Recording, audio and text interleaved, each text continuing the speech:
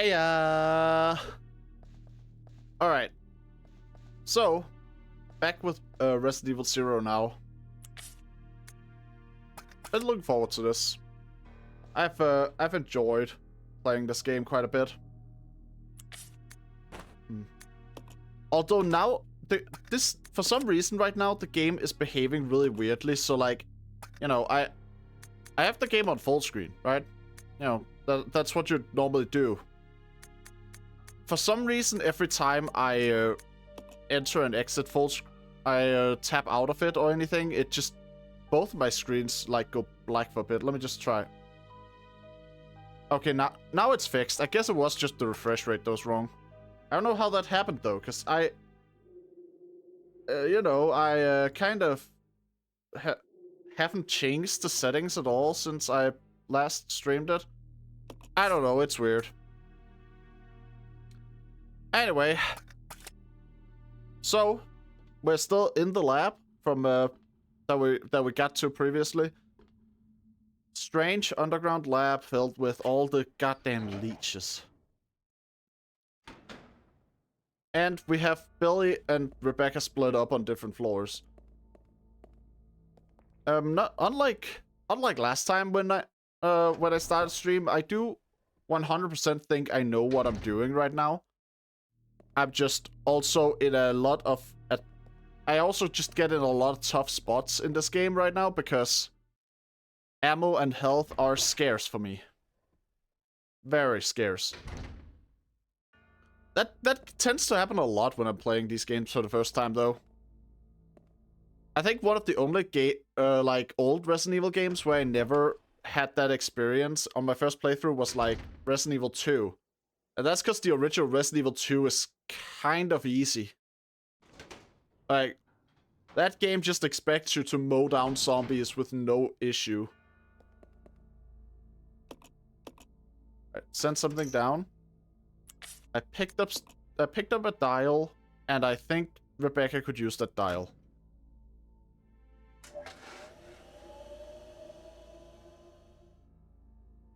Yeah. Now switch to Rebecca. One thing that's kind of a positive, I guess, is that I do still have the I have a bunch of Magnum ammo, and I don't have a Magnum yet. Which, to be honest, like, considering where we are, I would expect that I get a Magnum, like, around this time. Because this is very heavy final area vibes, doesn't it? Like, I am in an underground laboratory. That is literally the final area type of thing for a Resident Evil game. Oh well. The device is working again. Enter a combination. I don't... Do I have a combination to enter? Let's see. Laboratory manager's report. Under Director Marcus and orders, I changed the platform entry code. Later I asked him what the source of the entry code was. He told me it was based on something significant to his children's growth.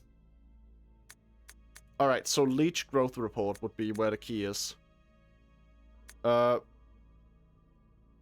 Administer T to 4 leeches.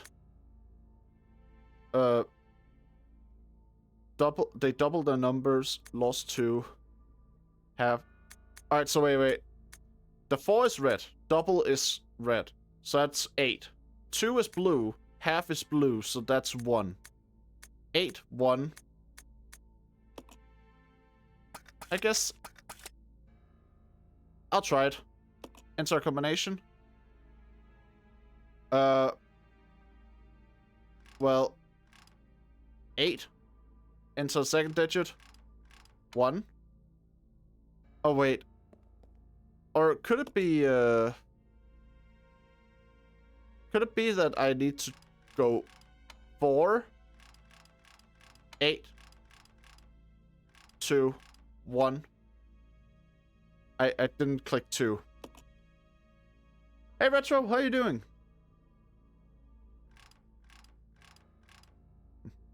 Let's see, so trying the combination that I thought of. 8, 2, and then 1. Sorry I haven't been streams that much. Uni stuff, how's you? I'm doing mostly fine. Honestly, it's kind of ironic to get that message, because this is the... like, after this week, I will be taking a 1-week break from streaming. Specifically because of my own education, so... you know... yeah, like, aside from the nerves that come with that kind of thing, I'm doing fine. Although I am struggling quite a bit with the puzzles. Alright, so 4... let's see. Administered teats into 4 leeches. 7 days since administration of teat. Spawning successful, they doubled their numbers in 1 hour, but their ravenous appetite led them to cannibalism. Hastened to increase food supply, but lost 2. Oh, wait. But lost half. Oh, it's a... I messed up here. It's a goddamn math quiz. Just finished Resident Evil 4? That's a great game. Hope you enjoyed it. But yeah, so, like, 4, then their number doubles, but they lose 2, and then they lose half of the remaining. So it's 4, 8, 6, 3. That would be the code, I think. Oh. Alright. Please be the correct one, because I'm out of ideas otherwise. It was pretty good, besides a few parts I was like, what the fuck? I feel like that's just Resident Evil in general. There's always, like, those few parts that just kind of suck. Separate ways, Saddler Bus. Alright, fair. Fair enough. Doors unlocked, nice. But yeah, like, isn't there always just those few moments in Resident Evil where it's like, why did they put this in the game? Why is this here? And, you know, sometimes it's like, oh, this is bad on your first playthrough, on your second playthrough. Other times it's just like, oh, this is bad. Usually it's like in the second half of the game that those areas come up, though. Billy, I found an aerial cable car. We can get out of this place. Alright then. Roger. The sooner we get out of here, the better. Out. So got a cable car to get out of this place. Alright. If I know Resident Evil, though, before I can activate this cable car, there's going to be a final boss fight and a self-destruct sequence activating. Like, I will never believe a Resident Evil game that claims that it's going to end without a self-destruct sequence or and a final boss. I don't know which ones to play next, probably 7. 7 is my favorite. But it's also a game that I love for a lot of reasons that aren't necessarily what people look for in Resident Evil. They're just, you know, they're the things that I personally really like in horror games in general, so therefore I like 7 for having them. It feels very psychological at times. Like, it's very good at creating that sense of, like, paranoid, when am I in danger next feeling, which most Resident Evil games can't really do because they have like the enemies be present a lot more of the time. Hey Donna, how you doing? It's been a while.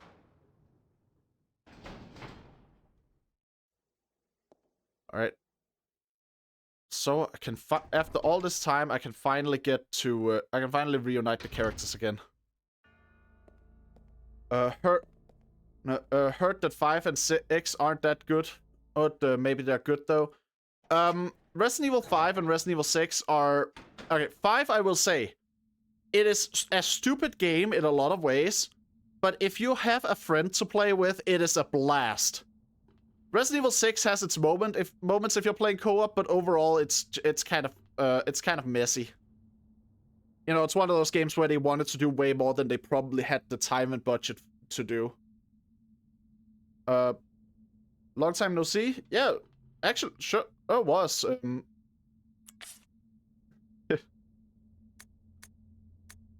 How you doing, Donna? I don't know if any of my friends have it. Well, I mean, that does make it hard to play with friends, I guess. This way. Yeah.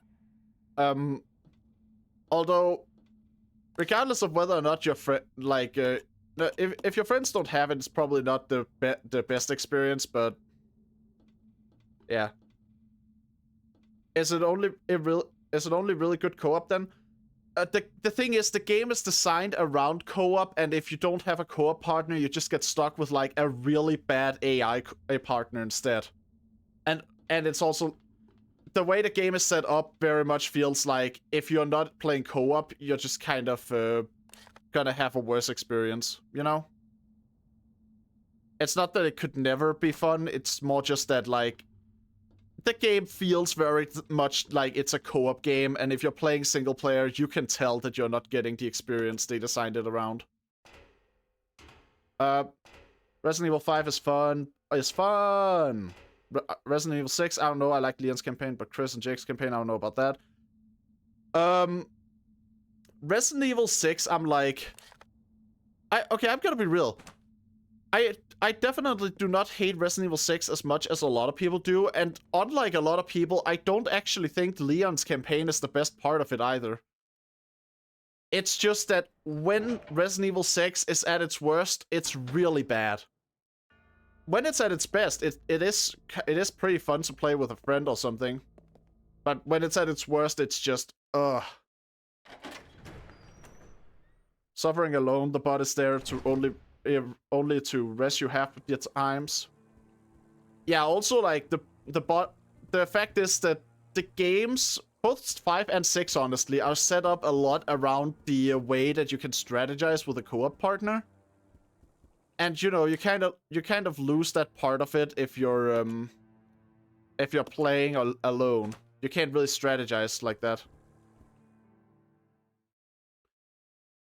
Like, for example, a big part of what made Resident Evil 5 so fun for me and my the friend I played with was that like, you only have a very limited inventory space, so I ended up specializing in a lot of the more, like, close range weapons. You know, I ended up running around with the grenade launcher and the shotgun and the machine gun, while my friend most of the time would be running around with sniper rifles and stuff.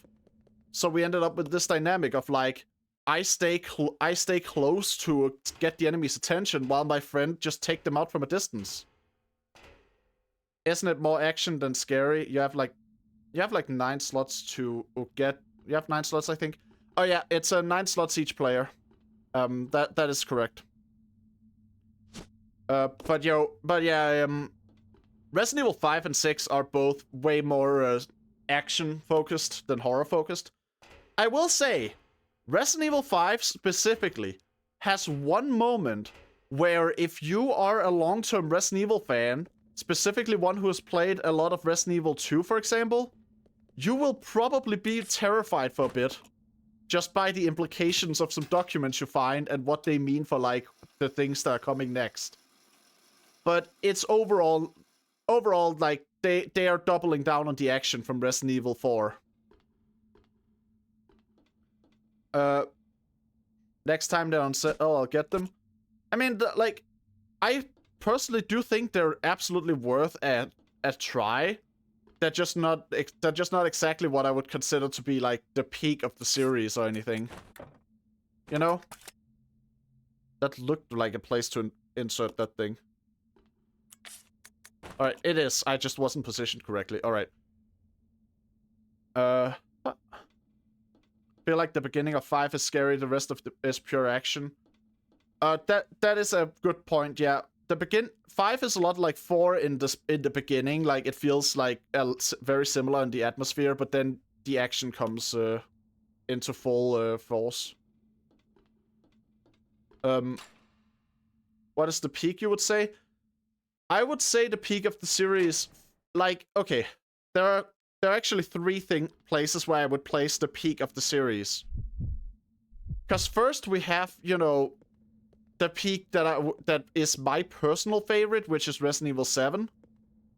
But then we have what I would say is probably the peak of the actual Resident Evil formula, which I would say is like Resident Evil 2. And peak of classic Resident Evil is Resident Evil 3, in my opinion. Let's regroup. Roger. Because it's like Resident Evil is a series that has gone through a lot of changes throughout the years. So it's like, you know, you can't really... It's hard to really say that one thing was the peak of the series, because it all depends on which part of the series you're talking about. 2 and 4 are probably my faves so far. 3 was okay. I mean, I think the 3 remake was okay. The original 3 is like absolute banger if you like the old style of Resident Evil games. Nemesis is just such a banger of a monster.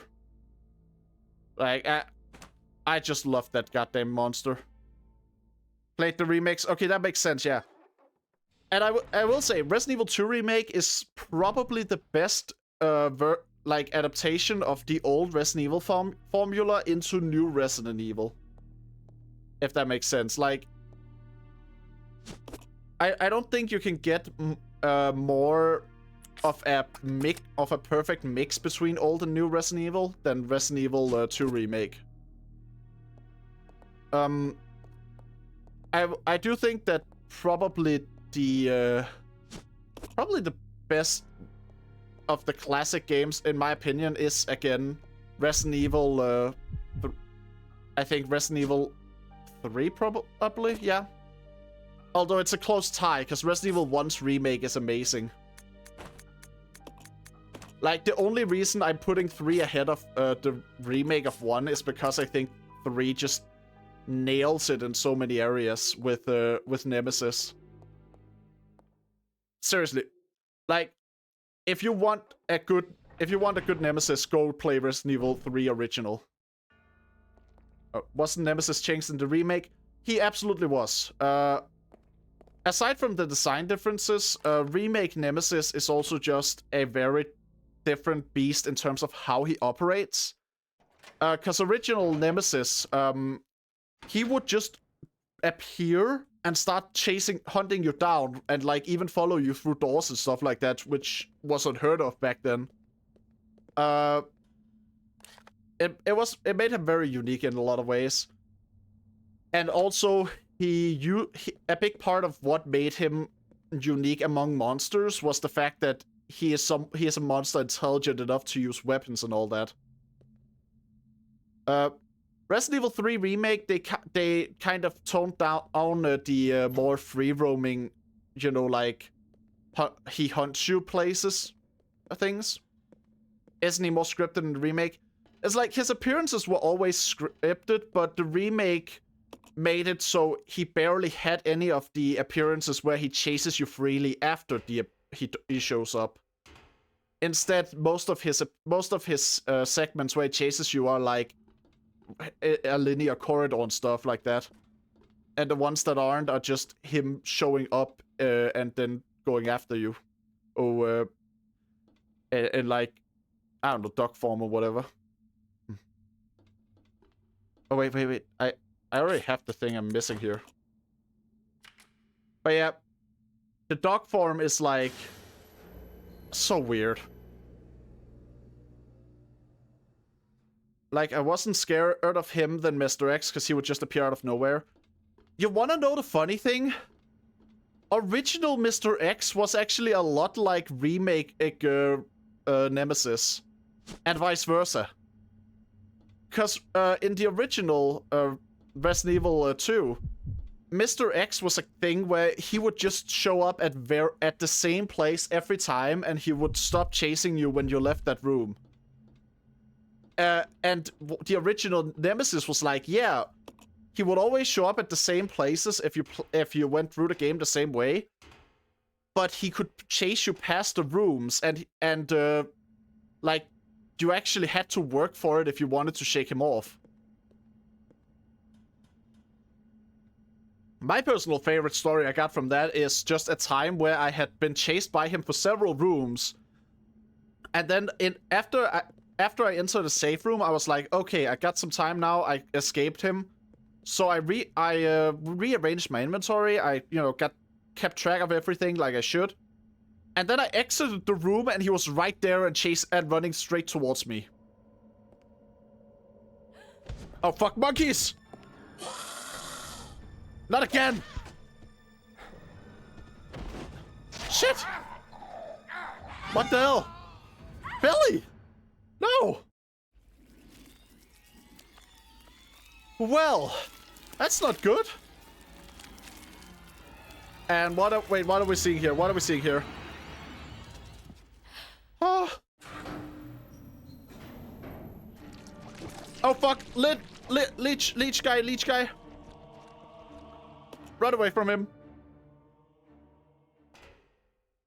28 days later, be like, I am not familiar with 20 days later, or 28 days later, so, wait, oh shit. Okay, guys, I'm pressing the switch character button. I cannot switch to Billy. Billy is not currently available. That is concerning. Billy had half my inventory stuff as well. That's actually not good. Oh, okay then.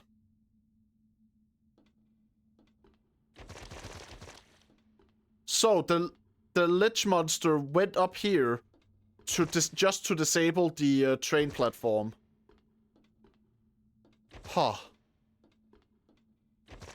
Well, I guess I should thank him for leaving behind leeches that are not making much of a resistance against me running over them.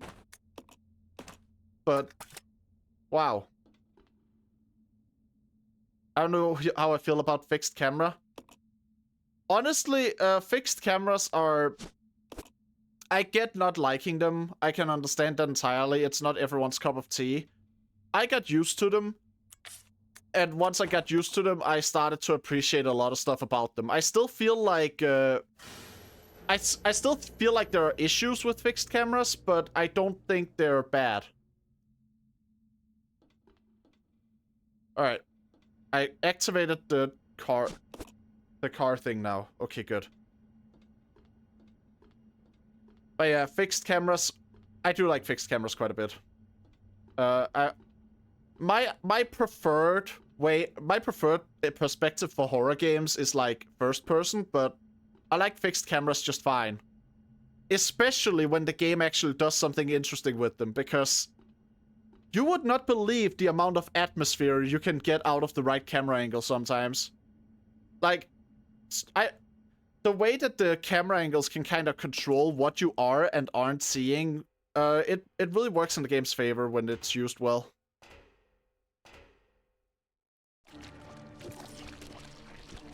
Alright, run into it. Huh. I don't think that, I don't think I can necessarily wait for Billy. I don't think that thing is dead. What the hell? It's holding a pistol. Gonna just try to drop my gasoline and see and pick it up. Oh wait, no, that's not a pistol. That's a Magnum. Okay. That's always good. Always nice to get a Magnum. Although Billy does have all the Magnum ammo, so maybe not like ideal, but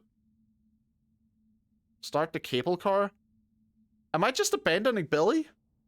Like I don't have a place I can really go to I don't have a place I can go to check for him because he fell down the railing, but might play Far Cry 5 next.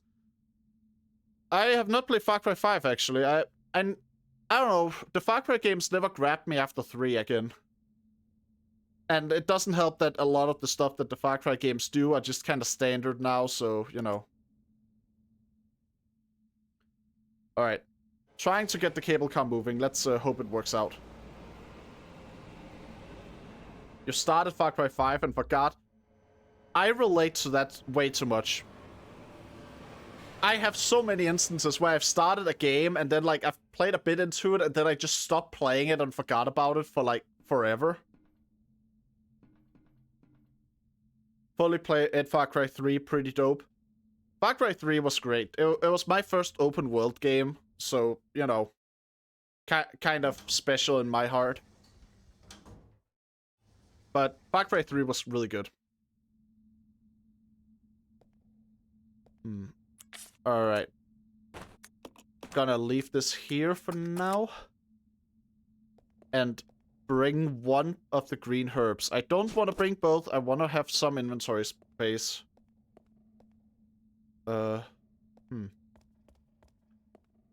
Wait, there was a sign there. Let me just see what it says. Large elevator or operations car barn. Boss's peak villain. I think I've said it like back when I was streaming. Honestly, all the way back with I don't know. Even before I was streaming, I've said this in my content. I love villains that are having a good time. And Vaz is the peak of that. I love a good, like, villain that just enjoys what they're doing.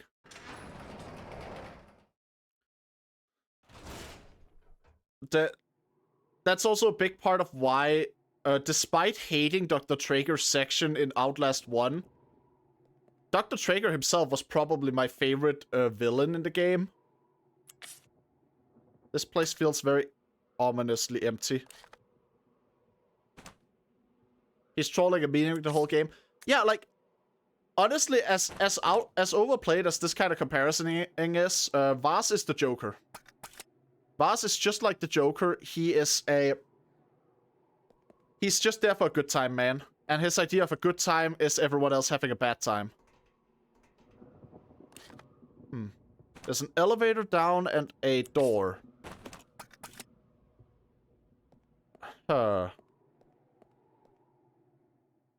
yeah, like, we have enough super serious villains that really that are like tragic or take themselves seriously or whatever. Vaz is just a wonderful like example of a villain who's having a blast being the villain. He doesn't need to excuse what he's doing because he knows he's an asshole. There's no real there's no two ways about it. He knows he's the bad guy and he's just there to have fun with it. Alright, got a factory map. And it's eerily quiet here despite this being a safe room, isn't it? There's no safe room music in here. The guy they replaced him with was kind of ass. I don't even remember his name. Holt, right? I don't remember his name either. Everyone remembers Vaz specifically, and they don't remember anyone who came after him. It's like, even when I hear people refer to, like, the villain of, what was it, Far Cry 6, which is one of the more praised of the games that came after Far Cry 5, even when people talk about him, I generally just hear them refer to the character by referring to the actor instead of the character. Which usually means that the actor is, like, really good, but that the character is ass. But, like, you only really do that for characters where people only remember them for the actor.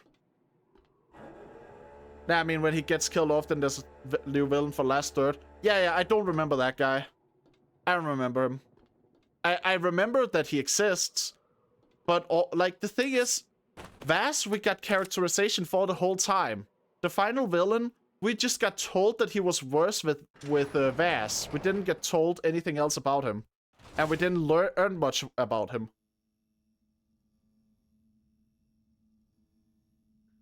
And I'm sorry to interrupt this discussion, but I just want to point out again, it is quiet as hell in the game, and I am terrified because of it.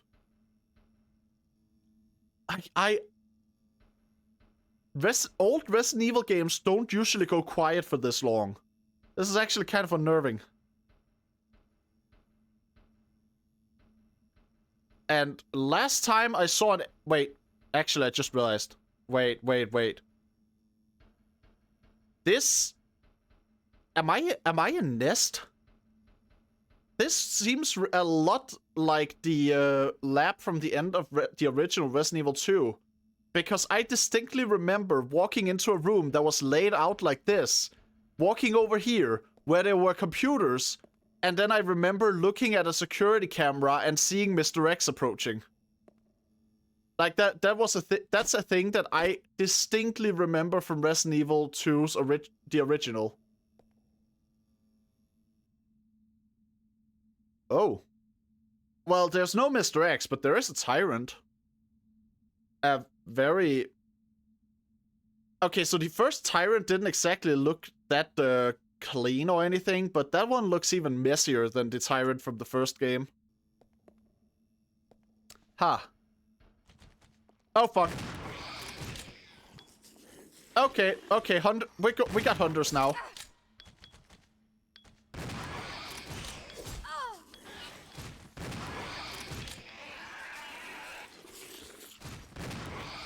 Okay, no hunters here.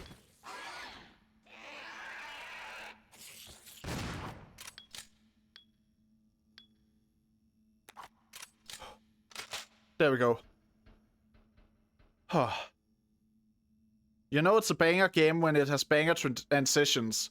Like in the Far Cry 3 intro with the transition from the cinematic to Vash showing you the video. Then it tells you how much bigger his dick is to yours.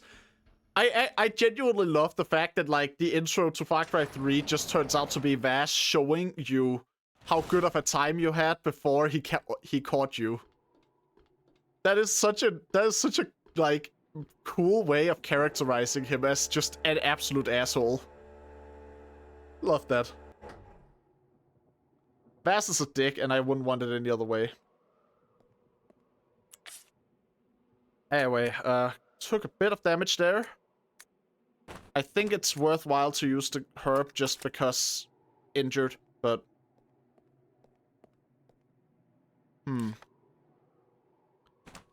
Okay, so I think I got everything I needed down there. And I have a key to another door. Hopefully I'll reunite with Billy soon, because he does have a significant amount of my inventory. Locked from the other side. Oh. Well, where else can I really go then? I've been up. Guess it's, weird, huh? Wait, were there any rooms in the other places that I couldn't unlock? Training facility. There's that room down there. But there's a that right there doesn't count. So there's that one place. But aside from that, it's not. Okay, I'm completely unsure of where I should be heading right now. I played a little Far Cry 6. I don't remember much. I'd rather play 5 again. Fair enough, fair enough. I have heard that 5 was a really good one. Now, where do I go?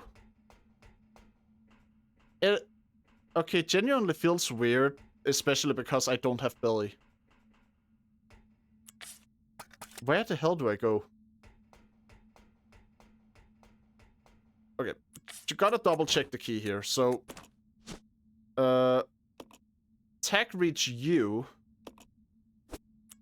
and the key is called up key. So I'm guessing it's for like an elevator or something? But the elevator is behind a path that I can't really go. So how do I get to and from that in that direction? Well, so the only place I can really see on my map that hasn't a locked door is down here, where the train crashed. But there was fire blocking that door when I was last there. Maybe there isn't anymore. That might be a thing. But aside from that, I really don't know where I could possibly be heading.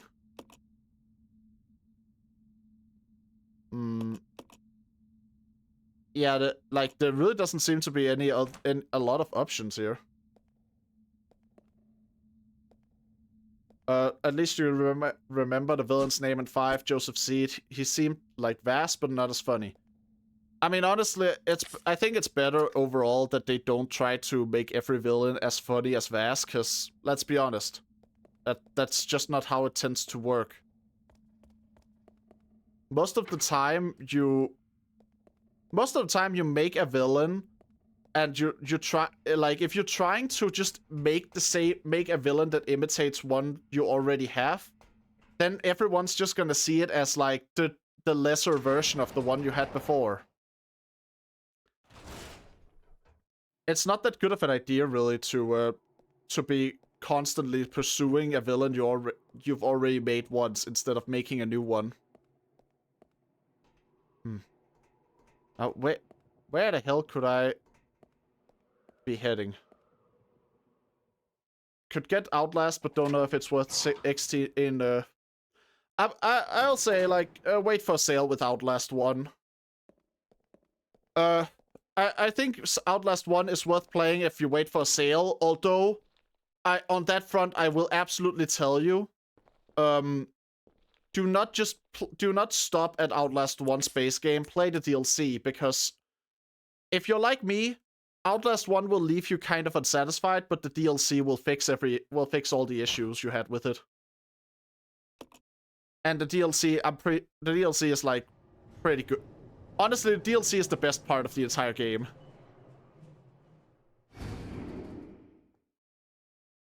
Alright, so that is what that key does. And it did consume the key as well, so I guess that's... What did it do? It lifted a platform there. Got it. It's still so eerily quiet. I can't get over that. The game is super quiet. There's no music or anything. That's really unusual. That's something that Resident Evil 2 Remake did a lot, but like the older Resident Evil games would pretty much always have some kind of music playing. And again, this place reminds me of Resident Evil 2. Honestly, I guess it makes sense if I'm reminded of Resident Evil 2, because, you know, Resident Evil 0, 1, 2, and 3 all take place in, like, the vicinity of Raccoon City, so I guess makes sense that you would at least visit some of the locations from the older games. Like, specifically Resident Evil 2 Original is what I'm talking about here, because this place wasn't at all in the remake, but I remember it from the original. Lower the turntable. Yes, let's try that.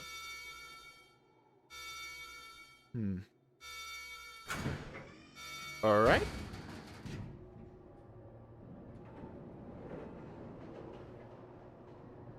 Well. Rebecca just standing there looking around awkwardly like she doesn't really know what to do with herself while the elevator's going. It's like, the way that scene was framed looked like it was building up to something with Rebecca just looking around, but then nothing happened, which just makes it seem like Rebecca didn't know what to do with herself during the trip. I mean, fair enough. I often don't know what I should do to pass time when I'm on an elevator, but still. Oh. Okay, now I'm 100% sure. This is the lab from Resident Evil 2. From Resident Evil 2 Original, not from the remake. The remake has a different lab, but there is no doubt in my mind that this is the lab from the original Resident Evil 2. Oh! Don't shoot! Wait, is that Enrico? You're alive. Are you okay, Rebecca? That is Enrico. Where's everybody? They should have arrived here before me. Huh. Haven't you seen them? That's unfortunate. If I we see. go straight from here, we should arrive at an old mansion which Umbrella uses for research. Come on, let's go. Which would be the Spencer Mansion, Wait, I think. I've got to find Billy. Where Resident Evil 1 takes place. You mean you found that criminal? Yes, but we got separated and... No point worrying about him. He won't make it. Come on, let's go. Sir, please. I need to find him. Huh. Don't worry. I'll catch up with you. It makes sense, kind of, that Enrico, of all people, would be here too, because I remember in Resident Evil 1, Enrico was one of the people who were more clued into what was happening. Like, he seemed... We didn't get to talk to him much in Resident Evil 1, but he did seem to know more. Seems like in Resident Evil 4, I was expected to know who Krauser was based on Leon's reaction, but don't know who it was. Were you playing the original or the remake? Is the question there. Because in the original, they kind of show him in the intro just as a quick way of like the remake, they show him as in the intro. Okay, the remake. Yeah, in the remake, they show him in the intro basically just to show that like he was the guy who taught Leon to fight, that's kind of what you should know about him, is that he's Leon's is that he was like the one who trained Leon when Leon was undergoing all that special ops training. The game doesn't really expect you to know anything about him besides that. Wait. The device looks like it's used to activate the elevator. There's a keyhole. Well, I got a key. Elevator's activated. The only thing I got from that was that he was training Leon when he joined the government. Yeah, I mean, that was pretty much it. And then, like, everything else is just kind of implied through references to past events that we don't need the details on. That is a tyrant! That is a tyrant! Why is there a tyrant on the loose? Those things are supposed to be kept contained. Those things are not supposed to just be wandering around. What the fuck? Who the hell let loose a tyrant? Huh? What the hell? Okay then. I guess there's just a tyrant on the loose now.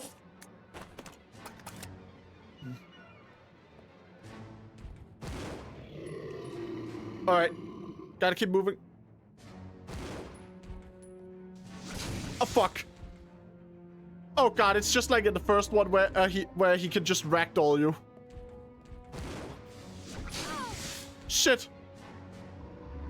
This is technically the first one in the series chronologically, yeah.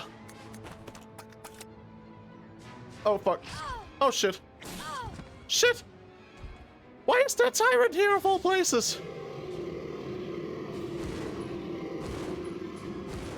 I'm just gonna have to go for it. Come on, Rebecca, get up and shoot him again. Get up and shoot him again. Damn it, there's no more ammo. I'm dead, I'm dead, I'm dead, I'm dead.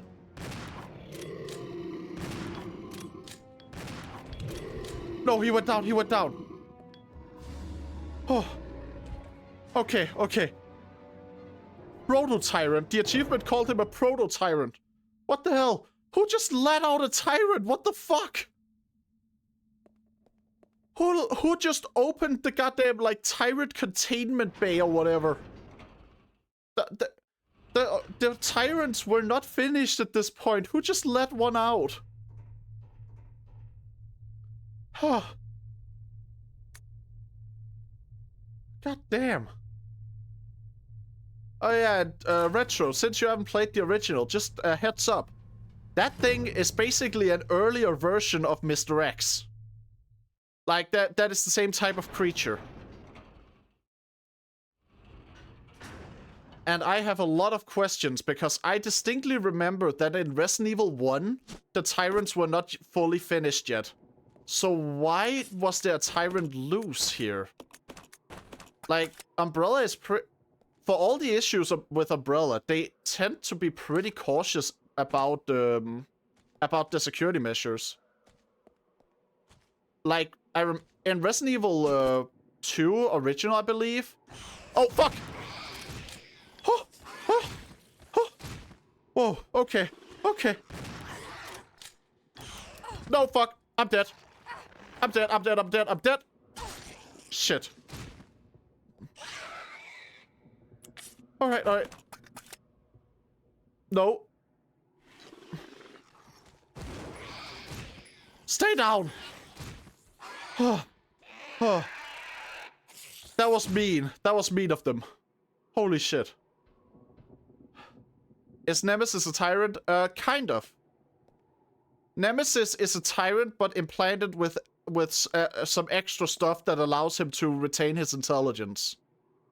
Because one of the consistent side effects of the T-virus is loss of intelligence. Which is why, you know, humans become zombies, because they become unintelligent. That is also why the first game and, like, that's also why the first game of Resident Evil has that iconic itchy today hungry eat doggy food journal, which is basically just a guy who is writing a journal after having been infected, and you just get to see him like slowly become different, not get changed throughout his journal entries, but still retaining the ability to write for the most part, because, well, the intelligence loss is gradual, so until it had gone fully through, he could still write. Nemesis is unique because he was in... I believe they put a parasite in him or something that allowed him to continue being intelligent. And that intelligence is what allows him to use weapons and stuff.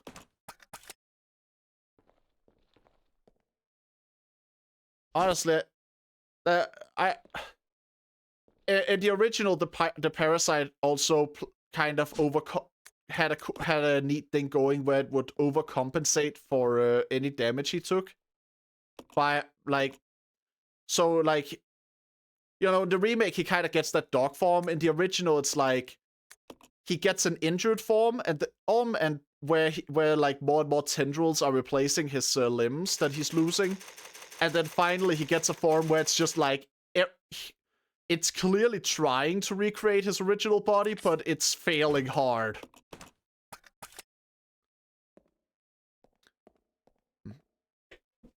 Which honestly, that's my favorite kind of mutation in these games.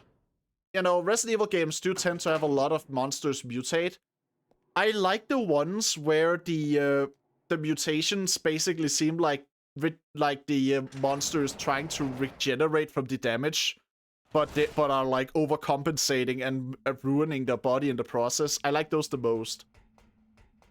You know, like stuff like a monster gets its arm blown off and therefore it regenerates a new arm, but that new arm is like oversized or something. That kind of stuff just really gets me. Oh, or like, oh, what was... Oh, yeah. In Resident Evil 7, there is a particular case where one of the monsters is like loses the upper body, but is still alive. And so the like, infection is just making a face sprout from the remaining parts of the body, because it knows there's supposed to be a face somewhere, but there's no head at the moment. Did you watch the Resident Evil movies? Some of them. Not all, but some of them, yeah. It varies a bit. Playtime is over. You and your friends no longer amuse me. The Final Fantasy villain who's caught up in the middle of this Resident Evil game is monologuing at me again. I swear, like, that villain guy he is just... He wants to be in a JRPG. He doesn't feel like he wants to be in a horror game. Now... Are you close to the end? I would assume so. Usually in a Resident Evil game, when you get to a lab, that's like the last third of the game at least. Oh, yes. There he is. I had a feeling that if I went downwards, I would find where Billy is. Oh, wait, is that Neptune? Is that Neptune? It might be. Ah, shit, Billy. So, they have Neptunes here. Good to know. Now,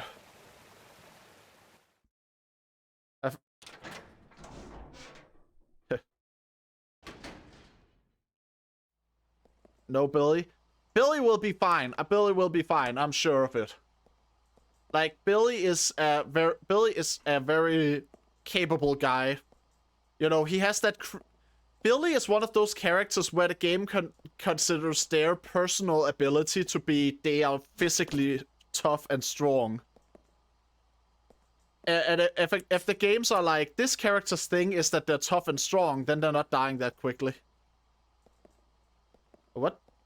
Is that just the reflection of the bullets in the window there?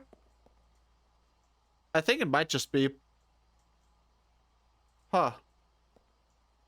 I don't know why. It just really looks like there is an item in the window, but I can't really find it when I'm over there. Let me see how it looks from the outside. I can't see how it looks from the outside. Well then. Alright. There's something glowing green here, but doesn't look like I can interact. I guess I'll save. Oh, not pick up handgun ammo. Actually, saving doesn't make much sense here either yet. Because I literally just got here and I saved right before coming, so... All I'd really have to do if I died was rewatch some cutscenes. Dam area power supply. Designate point to receive power. Power can be supplied to any location up to 2 points away. Change points. Huh. Where am I? What room is this? That is my question. I might have to continue going a bit and like figure out the layout of things before I try to do anything. Okay, no, power isn't turned on. Alright, I guess I do have to turn on power in the room I'm in right now, so... Alright, wait, there are drawings of a map on here, so I should be able to figure it out somewhat, right?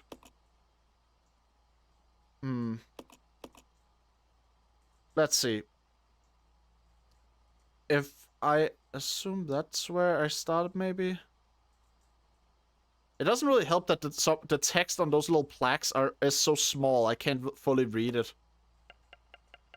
But, I don't know, I guess I would assume that I am around here, right? Alright. Maybe it's just a puzzle to try and activate power on every place. Okay, so this is just a puzzle. Got it. Designate areas to receive power. Power can be supplied to any location up to 2 points away. Change points. Alright. So in order to get power down here, I would have to make sure I give power 2 points away and no less. And this one up here wouldn't receive power from here, so it would have to be here, I think. Yeah? Then let's see. Alright. 2 points away, that's the rule. So... if I want to receive power here and here, it can't be further away than here. But if I give there, then this one down here isn't getting any power. Tough. Maybe I need to... I'll try here. Let's see. I don't think there's any way, though, for me to give power to every area from here on. Yeah, no, that still leaves one place. I gotta give this game credit. It has had better puzzles than a lot of Resident Evil games, actually. At least I think so. Alright, so put power here. Then power here, maybe? And then power here. Okay, yeah, I was too worried about overlap. I ended up overlooking stuff. Nice. Power has been restored. Now let's go and actually see what we're working with here. Gotta find Billy. I can't just leave my homie like that.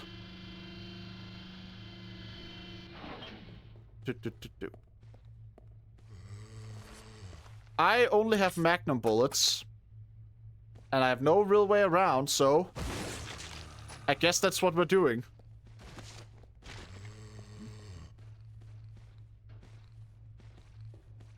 Alright. Not a fan of using magnum bullets on regular zombies, but you gotta make do with what you have. And that is... I found gasoline not too far back, didn't I? I think I found gasoline like right at the entrance. Might be an idea to go and like pick that gasoline up so I can make some Molotovs. That way I have some weapons that aren't my most powerful thing being wasted on regular zombies because I gave Billy my pistol. That is kind of annoying actually, now that I think about it. I don't mind too much because I know I'm gonna find Billy again. But I don't think they considered the implication of like, if Billy had all of your weapons of a specific type, then that weapon type would just be unavailable to you for a longer period of time. Like, since I gave Billy the pistols, unless I go all the way back to the mansion to pick up the other pistol, I am basically without one. And that is a long trip for a weapon that I'd only have to use until I run out of, until I find Billy again.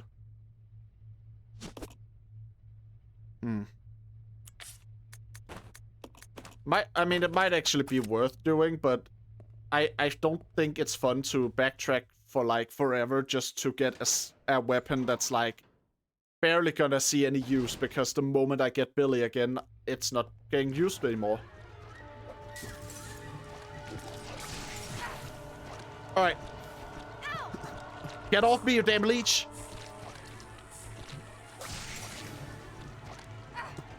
Get off me again!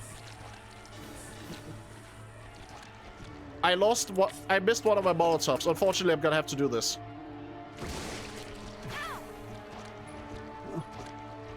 Oh, crap.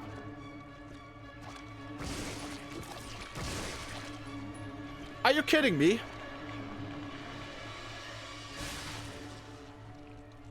And, of course, there are leeches everywhere now because I didn't kill it with a Molotov. Oh, shit. Door doesn't have a handle. I'm gonna be real. If I die right now, that's actually gonna be a positive on my resource management. Because I'll get a chance to do that, fight that monster again without wasting my magnum ammo. I am tempted. Yeah, I'm doing it. What the hell, zombie? Am I not good enough for you? Huh? He doesn't know how to zombie. He doesn't know how to zombie. Look at this man.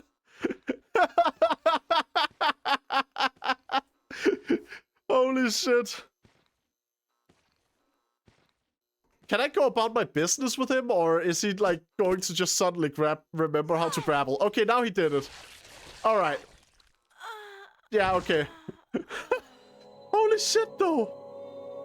He was just he was just like, that zombie did not know how to grapple me for a good while. What the hell? 0.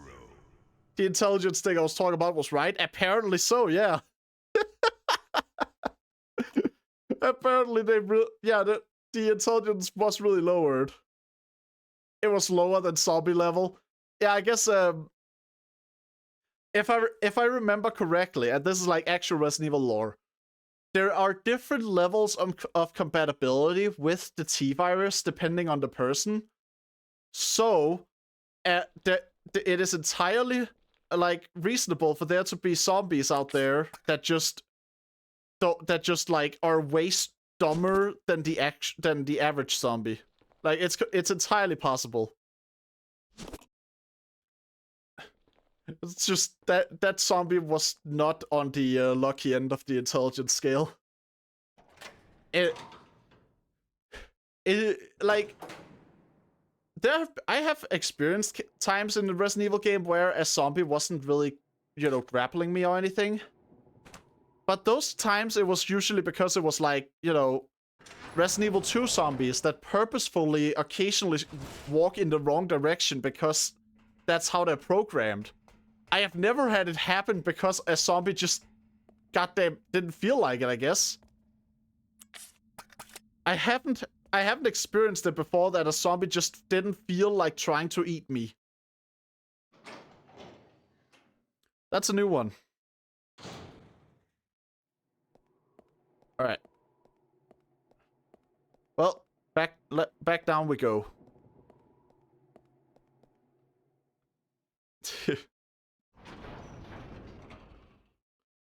Fetus level brain. I mean, I'm gonna be real. A fetus at least knows how to kick. I feel like trying to bite stuff would be well within that range. You know? This is like this is to go even further beyond, I guess. Just what the hell, man? That is a new one. Microorganism brain. Either way, no matter where we're standing on like on the scale, it's a new one. Zombie forgot how to try and eat me. All right. Now I'll drop these here.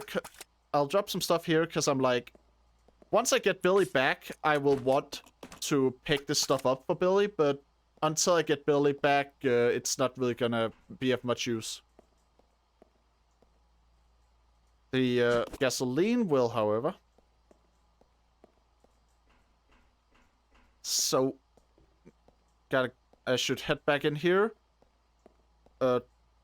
Drop off my ink ribbons. And then I can do that puzzle again. How can be supplied 2 points away? Change points, yeah. You played the prototype games? I have played the prototype games, yeah. It's been a while, but I have actually played them, yeah. Oh well, the first one. I played the first one. They're fun though. Might want to return to them someday. Actually, they're pretty fun. It's not often that you just get they actually get proper superpower sandboxes that let you go apeshit with the powers instead of needing to be a hero. So, prototype is pretty unique in that regard.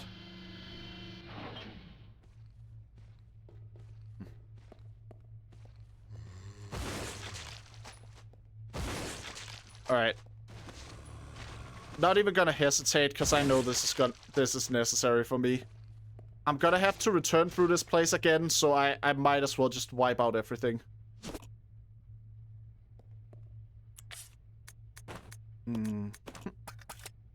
There we go. And gonna pick up some herbs as well. Oh wait, I can't carry it right. I can't carry this item right now. Oh yeah, because gasoline. Because of the gasoline. I can leave it there until I've mixed the herbs. Once I've mixed the herbs, I'll pick it up again, because I remember there were bottles in the room after the leech zombie, and I probably want those. I probably want to mix those into Molotovs immediately, so I have another weapon again. I really am in a weird position right now where all my weapons are just on the good end. So therefore I have to be careful about fighting to not waste my good weapons. Anyway. If I remember correctly, it's like 3 Molotovs should do it. No, it did not. 3 Molotovs were apparently not enough. I guess I'm just gonna have to do it anyway. Do it like I did last time anyway. And now move before the legs explode. Okay. Good. That should do it. Is there shotgun on shell in here? Or something? That I might be less upset about using that to kill that zombie. If I even kill it, I might actually just... The fact that there's a table in the middle of the room like this kind of makes it much more... It might actually be viable to just lead the zombie around the table like this. And then just not even kill it. Just if I get the zombie to follow me over here, then I can move down here, and then I can try and grab the map on the wall, and also while I'm here, grab the bottle. Grab the bottle. There we go. Good. And mix it. Great.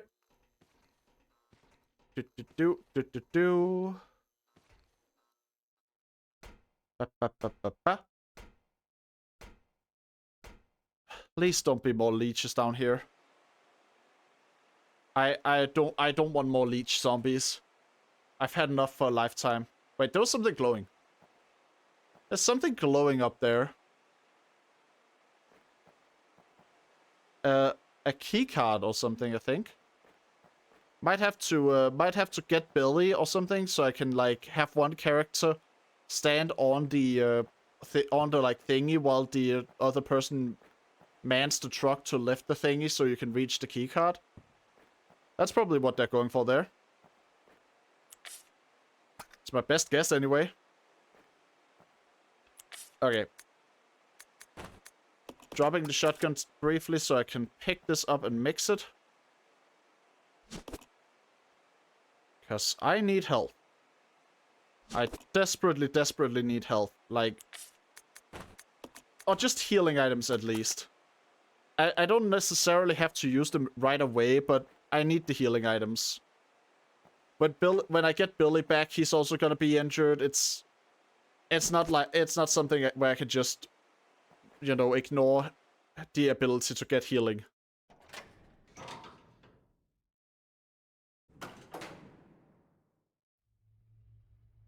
Oh. Okay then. Or maybe I'll use it there then. I'll use the healing item right away so I can pick this up. I was pretty low anyway. It's not like it's too bad for me to use it there. It's just slightly overhealing. Oh. And there is a wheel. A valve, I mean. Those are called valves, right? I think they're called valves. I don't know, I'm no expert on those things, but, like, every once in a while, the fact that English isn't my native language actually comes through. Oh. Wait. What does this do? Huh. So wait, is this a block moving puzzle? It might be one. It very well might be one, yeah. To get a valve on the other side. But also the path here should lead me up to another safe room, so I might want to get there just so I have like a safe room nearby. Instead of just purely continuing on. Those were leeches. There were leeches there, huh? Weird. Oh well. Oh, there he is! Billy! Nice. good to know that he's okay. Even if he does seem to have swallowed some sewer water. Where am I? You're safe now. Are you okay? Huh. It's kind of funny though that they thought that the like card could lead them to safety, but it really couldn't. Like it just led them even further into danger. Could have done this. They must have been used as test subjects in Marcus's research. He must have kept messing around with the mother virus. Oh. Billy?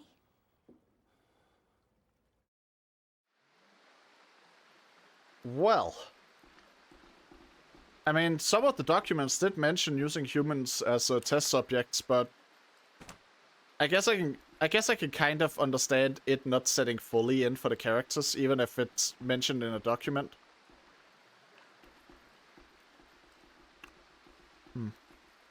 Like, there's always a difference between knowing something logically and knowing something emotionally. For the emotional side, you usually need to see it before it really sets in. Like, if you're just told something, you might know it, but that doesn't mean you're really internalizing it, if that makes sense.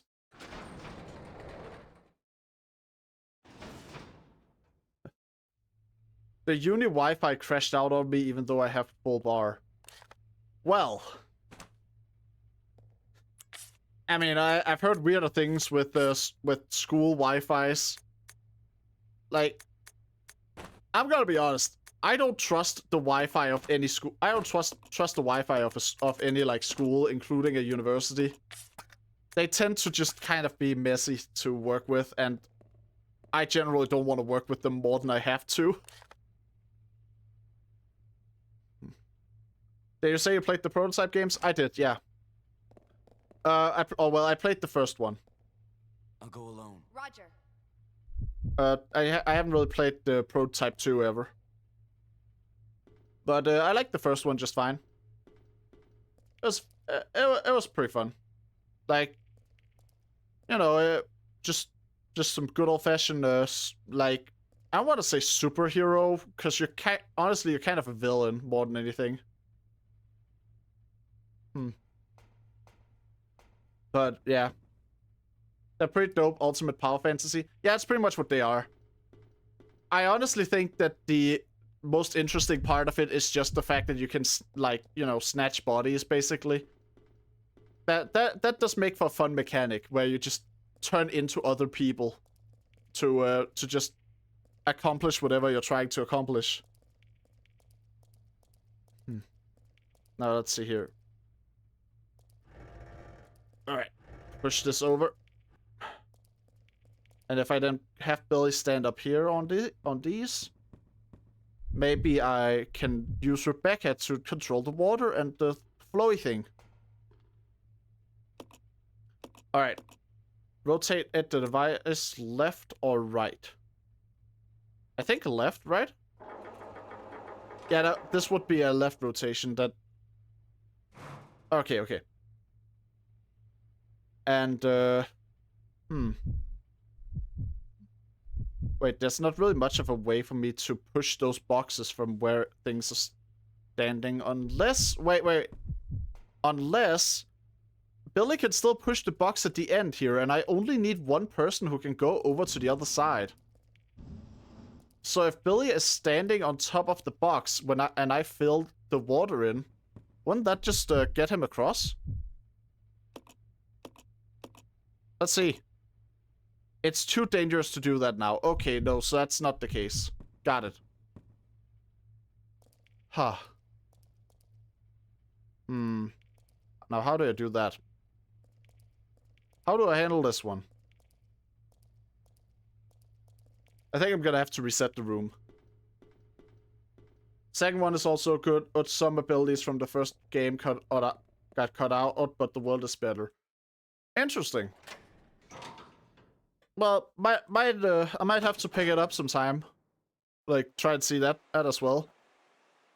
Because, yeah. Honestly, I liked the first one just fine. So might have to pick it up. Who knows?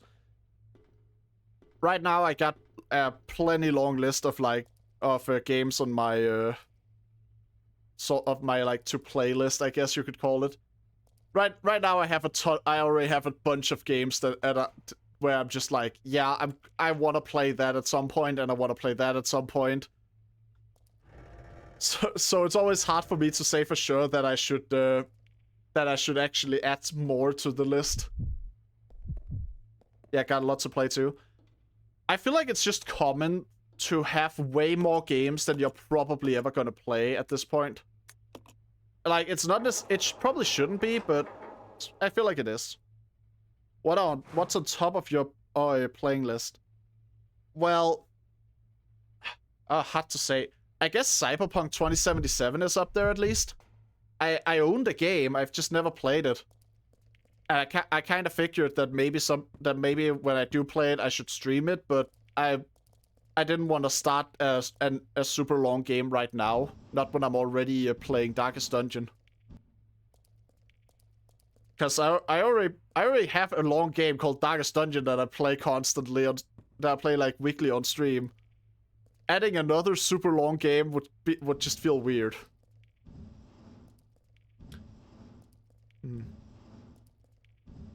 So yeah, Cyberpunk is one of them at least. Not sure what else. I mean, there are some games that are releasing at a later point where I'm like, yeah, I'm gonna play those. And well, I guess my plan for tomorrow, assuming that I finished this game today, is to try out Choo Choo Charles, which is a game that I'm interested in purely because the premise sounds funny as hell. Oh, I might have messed this one up. Huh. Yeah, I think I messed this up. Played it a bit. Go back to it soon. Choo Choo Charles. What the fuck? Choo Choo Charles is just a game where I'm interested off the premise alone, which is just basically demon spider train akin to Thomas the Tank Engine. Like, how can you hear that and not interested and not immediately be like, yeah, okay, that sounds like it would at least be an interesting experience, if nothing else. Creepypasta Thomas the Tank Engine. Kinda, yeah, I guess. That would sort of be the summary. Like, Choo Choo Charles just seems like a fun time. I've also just heard that it's a genuinely good game. So, I'm trying that out. I'm gonna try that out soon. Then we can see how it lives up to the expectation. Let's see what else. Someday I probably want to try out Resident Evil Code Veronica. I never played that one, but you know, it's a Resident Evil game, so I'm probably gonna be interested. Aside from what else really? Like, I feel like I've been working pretty handily through at least my horror backlog. I guess whenever we reach the day where the next Yakuza game, Pirate Yakuza in Hawaii goes up, when that time comes, I probably will want to try that out on stream. Aside from that, honestly, not entirely sure. Never played Yakuza. I like them a lot. There's some of those games where they can go completely over the top, but they never feel like they are not taking themselves seriously enough. You know? It's like it can be really bonkers at times, but then it can also just be emotional and serious. Isn't it like Sleeping Dogs? I wouldn't actually say it is. Sleeping Dogs is very GTA-like, while Yakuza, I can best describe Yakuza by just mentioning that part of the initial design idea for it was to try and create a sandbox game where the player was never encouraged to be the instigator of conflict. You know, like, because in stuff like GTA or Sleeping Dogs even, you can just go and commit a crime because you feel like it. But the Yakuza devs were like, yeah, we would prefer if we made a game where we didn't portray that kind of thing as what you do for fun. And so that's what they went for. They went for a game. They went to try and make a somewhat sandboxy game where you can't just like randomly assault people or randomly commit crimes. Like you actually just kind of they kind of had to rethink how you interact with the world. It is, however, definitely a crime drama that takes place in like an Asian country. So that's that part is very like Sleeping Dogs-esque, I guess. I need to turn this thing again.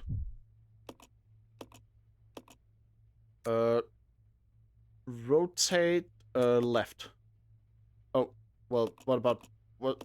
Wrong direction then. Rotate right. Alright. Can play them all for free with Game Pass. Honestly, genuinely one of my favorite game series, so I can't help but recommend them. I will absolutely say though, start with Yakuza 0 if you're going to do it. Isn't Resident Evil 9 out this year? We don't really have a lot to go on with Resident Evil 9. There are rumors that it will be, but we don't actually know for sure at all. Like, the extent of what we know with Resident Evil 9 is that it is in development. Like, the game is being worked on, but we don't actually know what we're gonna get out of that. Which, like, honestly, after seeing what happens when we let them cook with the Resident Evil 4 remake, I'm just like, yeah, I can wait. I want to play it. I would love for Resident Evil 9 to come out soon, but I can wait. If it means we get better games, I'm completely fine with them taking their time.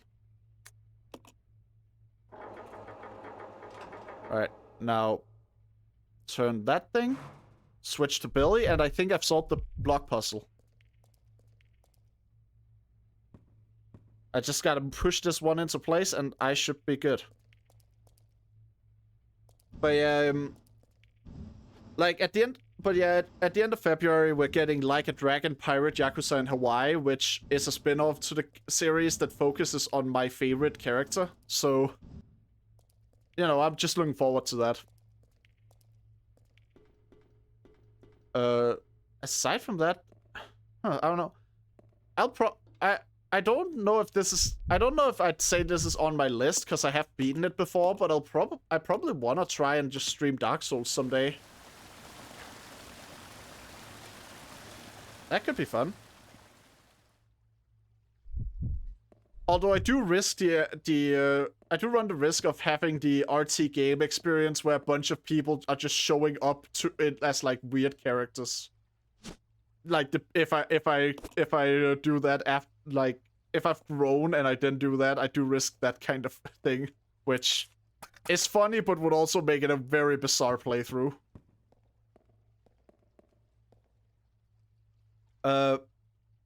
Elden Ring, actually. I just realized. Elden Ring. I've never played Elden Ring. So that could be be one thing. Oh god. I just realized that I'd let Rebecca equip a shotgun. I should not let her do that. That is a bad idea. Holy shit.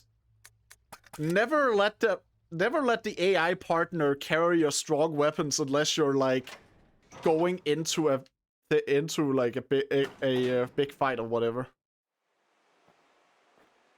Dark Souls is pretty good. I've 100%ed at 1 and 3. 2 isn't that good. I still like Dark Souls 2, if I'm being honest. I understand why people dislike it. I just don't personally have anything against it. I think it's a perfectly fine game. My favorite of the Dark Souls games is Dark Souls 1, though.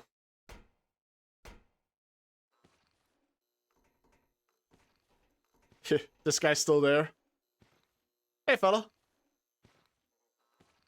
Honestly, I kind of just want to let this zombie live.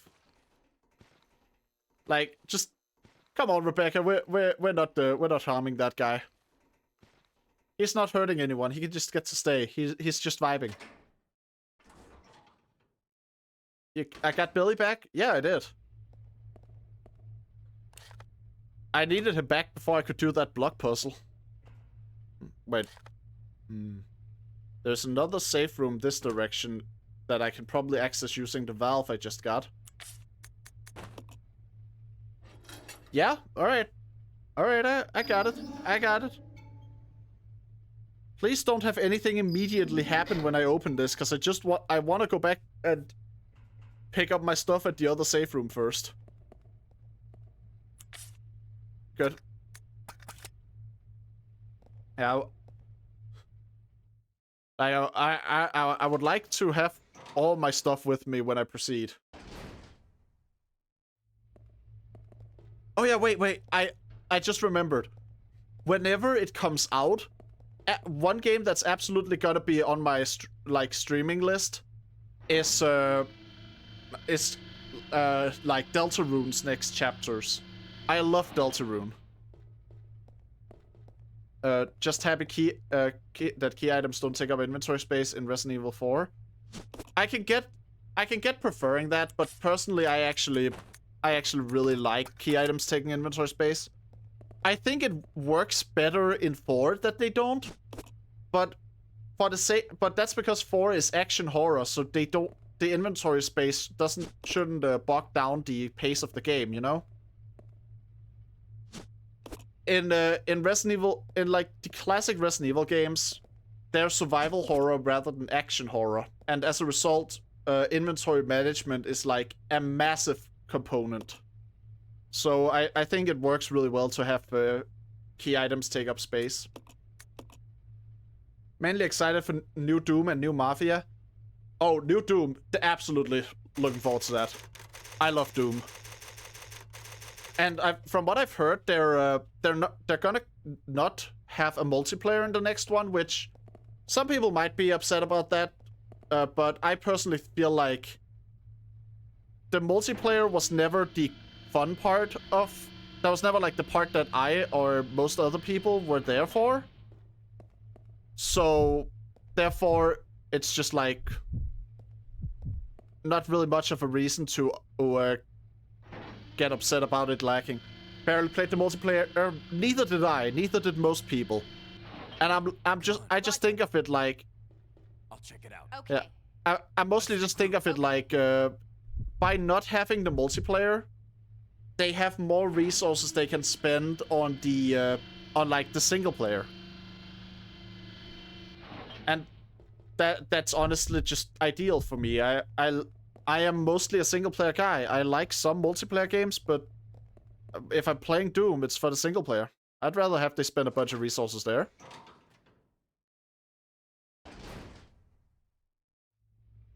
Alright. Now that I've been up there and picked up all my stuff again, and have a stack of over 100 pistol bullets, I am finally ready to continue. I am ready to proceed and move forward.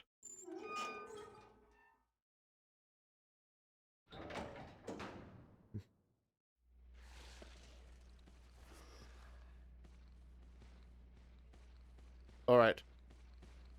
There's... Zombies are coming. Oh, fuck. Well. That is not a good. Rebecca, you have permission to use the shotgun. Wait. Alright.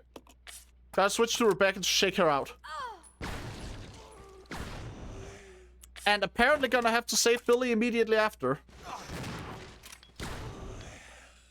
And then Billy is using all my grenade launch ammo when I just want him to save Rebecca. Shit. Okay, this did not go well. This immediately did not go well.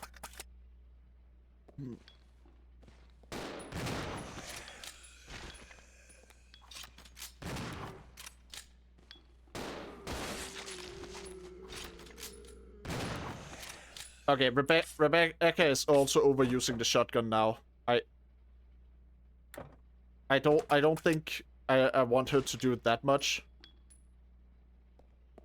Huh. I overused my bullets quite a bit in here, huh? I overused them a lot. And I'm gonna probably pay the price for that in the future. There's pistol ammo. Alright, Billy, you take that. There we go. Also gotta reload. I wish the AI in this game would reload on its own. I think that's like... I don't know. I feel like it's not that... It shouldn't be that micromanaged to that you have to reload for the AI. I think that's the kind of thing it should be perfectly capable of on its own.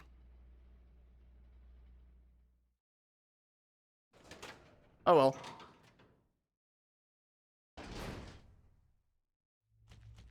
Are you fucking kidding me, hunters? I barely have any healing. I barely have any health. Rebecca, you grab the shotgun. Billy gets the grenade launcher. We can't afford to hold back against hunters. Oh fuck. Well, Billy is in danger. Shit. Crap. Why did it have to be hunters of all things, man? Those things are just dangerous. Especially when you're just like in this, when there's multiple of them. Oh well. Safe room music at last. Last safe room did not have any safe room music and it was super unnerving. So like glad to be in the safe room where we have the music again. Now where how do I get the ammo under the bed there? There we go. Okay.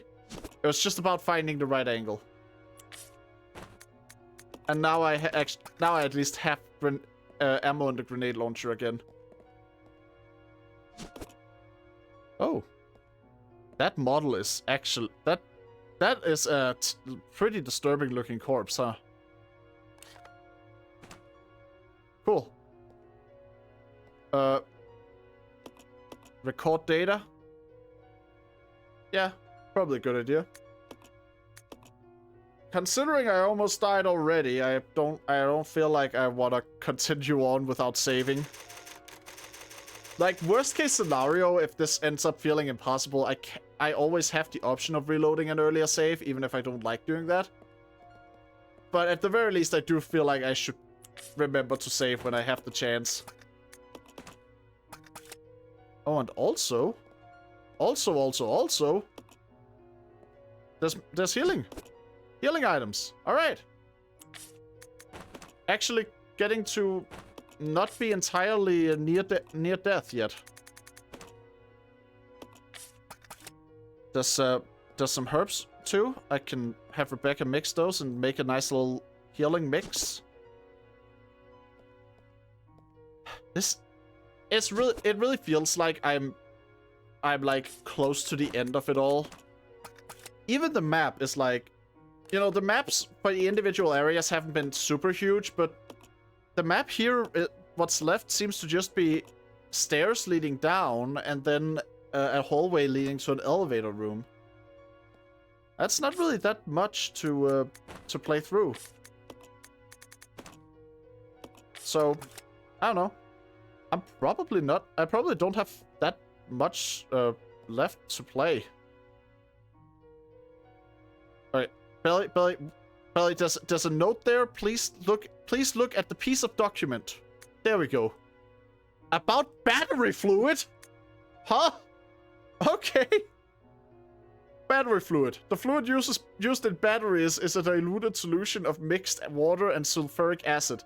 Both must be of high purity. When fully charged, battery fluid should have a specific gravity, battery acid purity. Take care of the dilute sulfuric acid solution is of a sufficient purity. Okay. Aren't they making a new Ninja Gaiden game?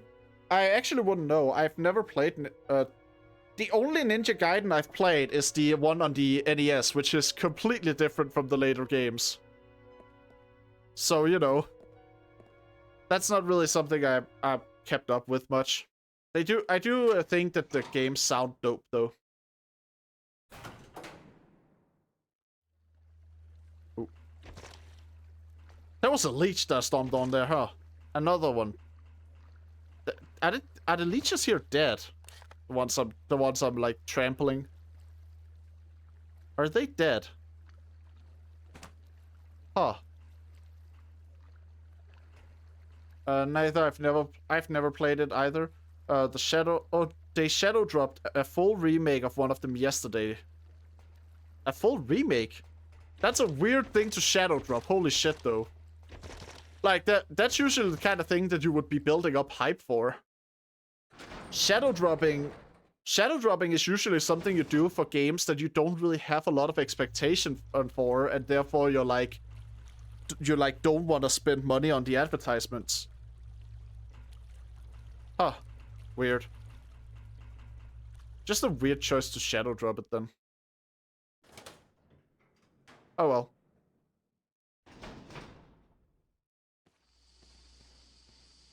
I'm hearing footsteps. Those are just regular zombies that I'm hearing. Thank fuck it's just these kind of guys. Like, all I do here is just shoot the gun at them. Nothing fancy or anything. It's not like with hunters or whatever, where they're like an actual nightmare if I just use the pistol. These are like... If I'm just facing a few of them, then the pistol should be enough. Hey. There we go. Stay down this time, please. Thank you. Treatment plant manager's diary. 510. Damn it. Why is the normal industrial waste being delivered here? This is an Umbrella Corporation facility. We can't deal with this volume of material. Plus, they're sending us contaminated materials that we can't process. What are we supposed to do with it? 724. Well, it looks like they're closing it down.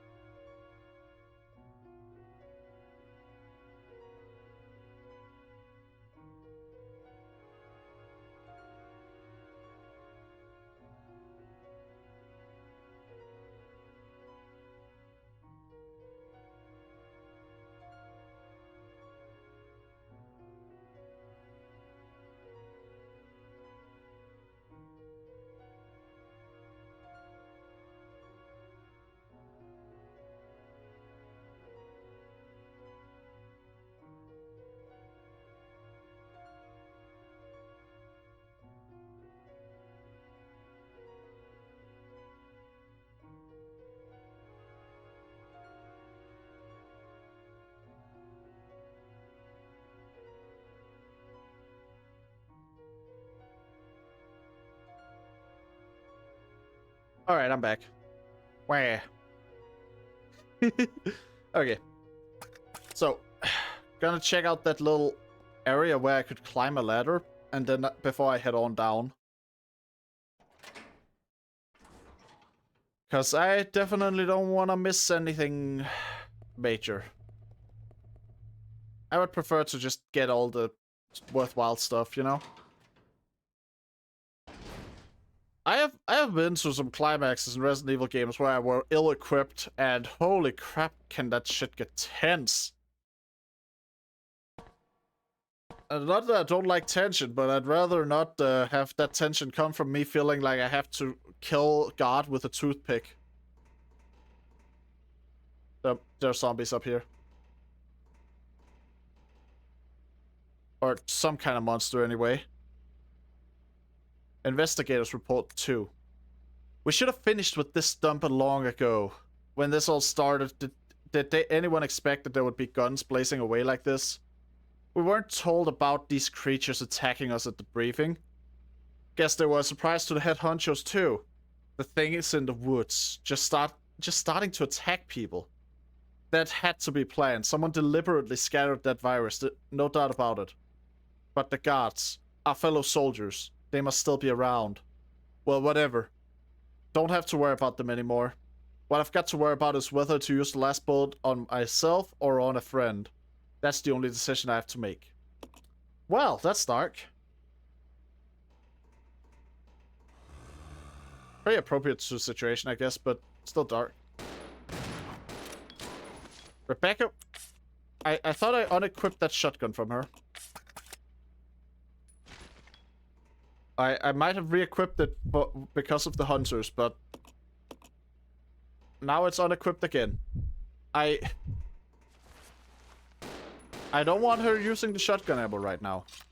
And I don't want to set her to not attacking, because I know I'll forget that I did that, and then she'll just stand there and take it when we actually need her to fight back. I know myself well enough to say that for sure. Alright. There we go. And climb down the ladder.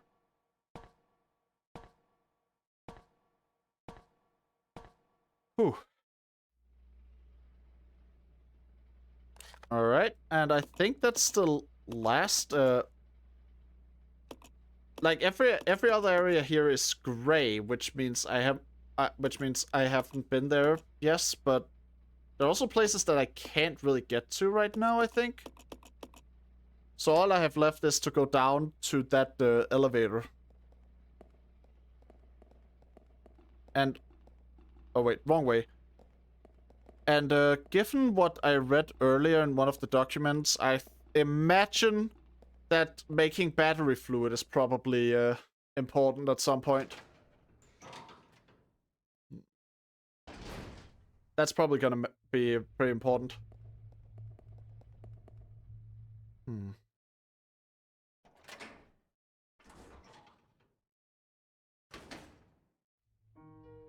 Alright, through the safe room, onwards, down to the other place with the elevator thing, I think.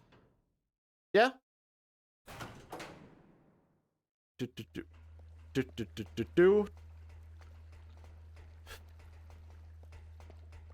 always funny to me, just looking back at Resident Evil 1 and 2 on the originals, at the fact that stairs were basically doors in those games. Like, the way they functioned were basically doors. You didn't just walk up and down stairs. You had to walk over to them and then press a button, and then your character just went the whole way on their own. I am fairly happy that they kind of changed away from that and made it so stairs are actual stairs. I think Resident Evil 3 was the first one where they did that. Glad they did. It feels a bit more natural when you can just walk up and down stairs. Plus, like, this is a personal thing, but if you not, I don't need multiple things that can function for doors. That's, oh no, oh no. Fuck! Not again! Why? Who let the tyrant out? Why is there a tyrant on the loose here? The music's kind of banging, but I'm terrified. Rebecca, heal up. I need you at your fullest.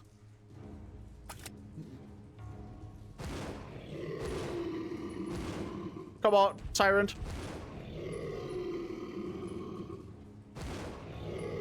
Yeah. Oh, fuck. Ragdolled. I should have moved. I'm not good at, like, dodging in this game.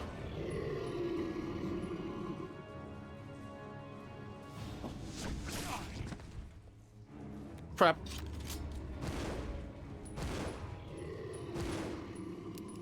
Crap, I'm out.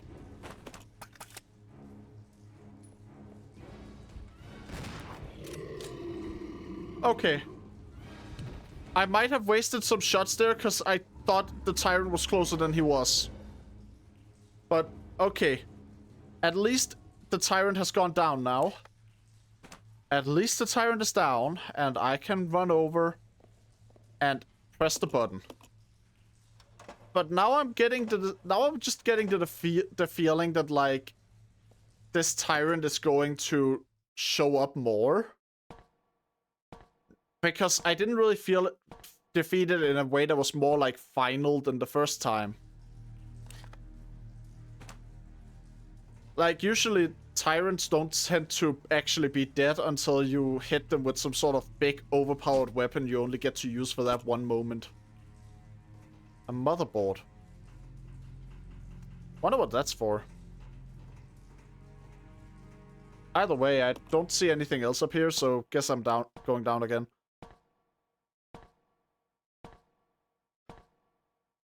Goddamn tyrants. I know the bodies despawn in this game as well, because that's kind of how the games work, but at the same time, part of me can't help but feel like the tyrant just crawled away. Just part of me can't help but feel that.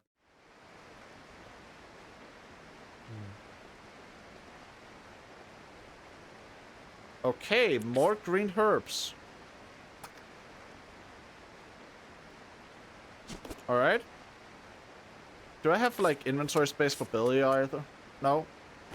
No one has a lot of it. No one has much inventory space right now. I think I'm gonna combine these two just for inventory space. Then I can just pick this up and keep it.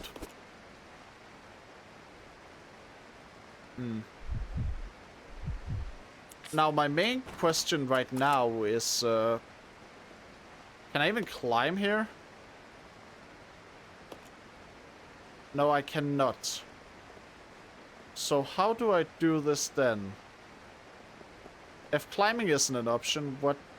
Now, if, like, going that way isn't an option, then where do I go? I probably need the motherboard for this in some way. I just don't know what I use it for. My voice is cracking a lot right now. Yeah. Motherboard ought to be used somewhere in the area, I think. Just... it looks like pouring spout for sewage treatment chemicals. Rim is encrusted with a thick layer of filth. Yeah, so not there. I don't think sewage chemicals are benefiting much from a motherboard. What else, though? What and where else, I guess I should say. Come on. There's gotta be, like, just a place somewhere where it's, like, obvious that, okay, here we need it. Oh, lever. A lever. Motherboard. I did not even notice that before. I'm gonna be real. I feel dumb now. I saw this place before, like, when I was here, but I did not even consider, like, actually just I didn't interact with it because I want to go back and look at that other thing.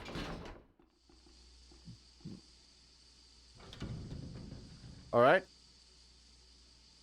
Small gondola. Rebecca could probably ride it. Okay then, Rebecca. Gonna exchange your magnum for the pistol. The green herb for the ammo. I think we'll leave. I think that's. But there's probably gonna be more items over there as well, so it's like. For now, I'm giving the Molotovs to Billy. But I don't know if that's how I'm gonna keep it. Either way, Rebecca, get in. Just get in with you.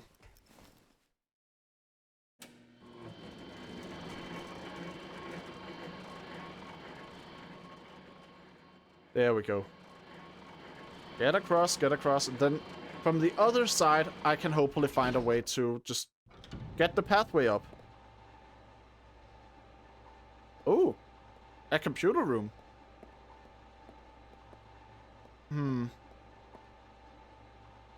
There's grenade launcher ammo.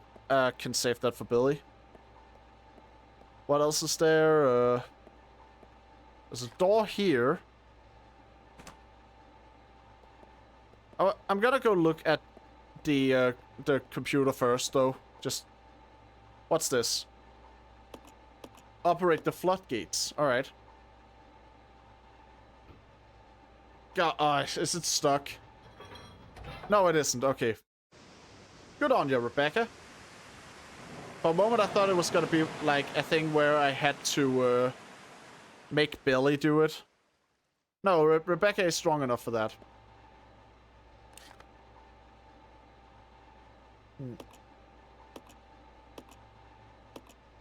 Huh.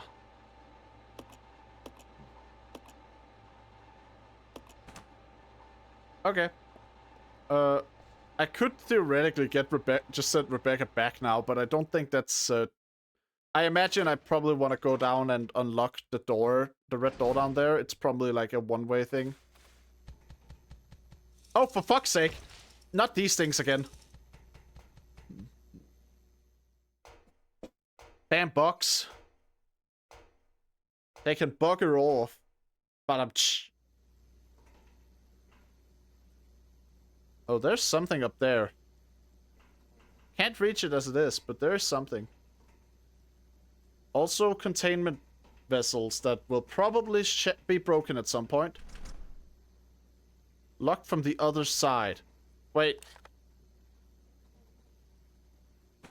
So there's literally no reason for me to not just go back and, like, regroup with Billy, then? I thought for sure there would be, like, some kind of reason why I should not do that.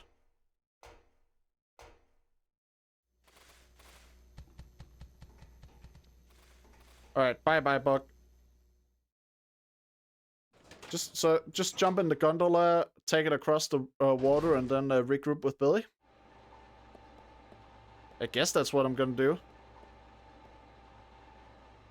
Oh, no, okay, I can't do that. Alright, fine. In that case, I guess I need Billy to come over and unlock it.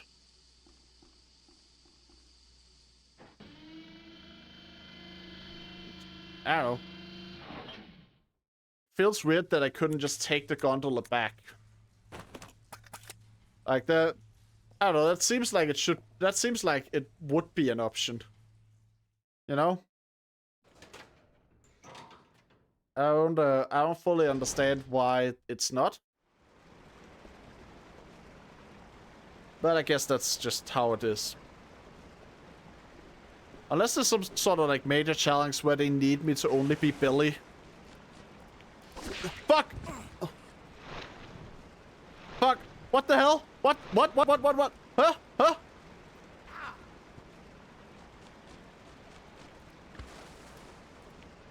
What the fuck was that all about?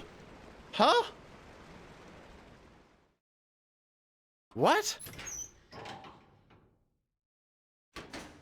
just frog out of nowhere that nearly swallows me. I almost got bored. There's a pistol ammo there, but I'm not playing as the one who has the pistol right now.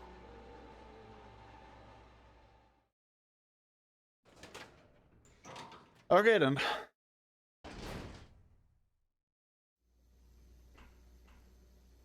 Well, guess it's up to where Rebecca is now then. So I can regroup the party. And hopefully figure out what the hell I'm doing. There we go. Rebecca was in this room. And... load it up, please. There we go. Let's go. Yeah. Alright. Now I don't need to be as concerned about, like, having Rebecca be capable of fending off, like, every single type of enemy. I can just give Billy back the pistol. And then leave the big ones to him. Rebecca gets the magnum. No, leave the small ones to him, I mean. Rebecca gets the magnum again. Billy equips the pistol. And should all be good. Now I wonder if those bugs, if you can trick them in the same way you could with, like, with the previous ones. Yeah, okay. The bugs don't know how to handle there being stairs in the vicinity. It's not that they can't go on the stairs, it's that they can't go near stairs. Ooh.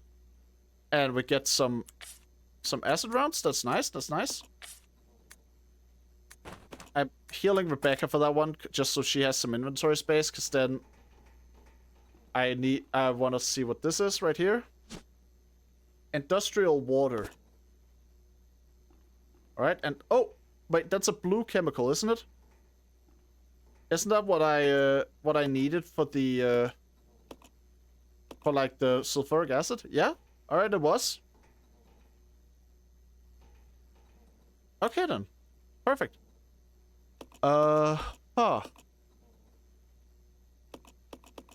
What else? What else is there really to do right now? I feel like the hints probably lie in the files I found. Let's see. Treatment plant manager. Something about sending contaminated materials, shutting place down. Okay, no, that does not work. Battery fluid. You need sulfur. You need it's a diluted solution of mixed water and sulfuric acid. Both must be of high purity. So I gotta find a way to purify that that water then. That's basically what I'm getting out. What I'm getting from this. Now, how do I do that though?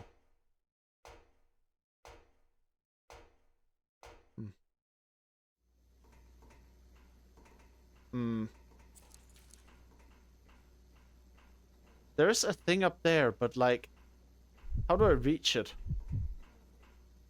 There's something on the shelf. Give Rebecca a boost. Okay, like that. That's how. Alright. Can't carry the item right now. That's probably the most anticlimactic way that could have played out. Gonna drop the acid rounds here. That we can give Rebecca a boost again. Alright, Rebecca. You go up there, you grab those things. It's Rebecca's inventory that needs to be... You know, that does make sense, but I should probably have figured that.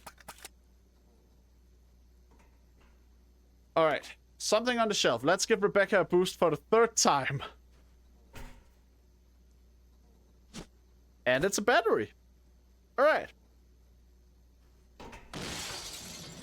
And I knew this would happen.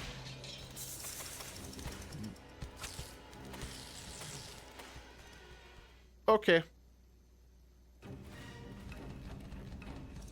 Ow! Let's just head up for now. Regroup, rethink. like, if I stay down there, I'm thinking in a panic mode. If I'm up here, I can think like, okay, I not in danger at the current second. But Rebecca did not follow me. God damn it. Wait. Of course. They're allergic to stairs.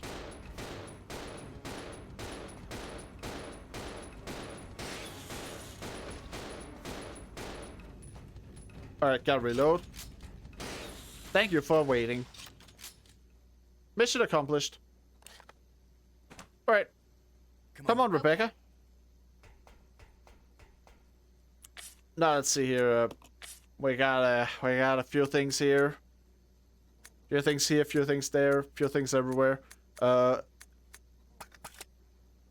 really have much room to sort my inventory right now. Like I think pretty much everything I have in my inventory is what should be there. So I'll instead just keep heading forward. Oh, pistol ammo. I forgot about that. I heard a zombie previously. Yeah, there it is.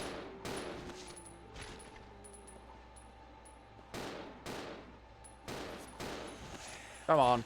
Come on, stay down this time, please. Oh, we got more coming out of the woodworks? Got another one here? Think you're tough, eh?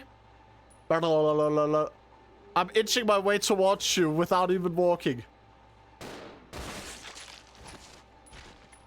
I wonder if someone has ever been insane enough to try and like beat a Resident Evil game, a classic one, without walking, and then just like only be allowed to move by doing this.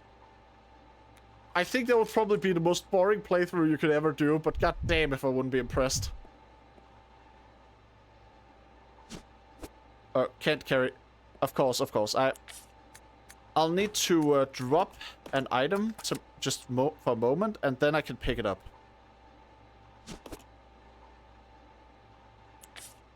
Then I can reload. And, yeah. I'll leave the Molotovs for a bit. Just for a moment. What is, this way? There's a magnet card reader. Oh, yeah, and, wait. Didn't I leave behind a magnet card earlier, actually? Ah, shit, I think I did. I might actually have run past something I needed.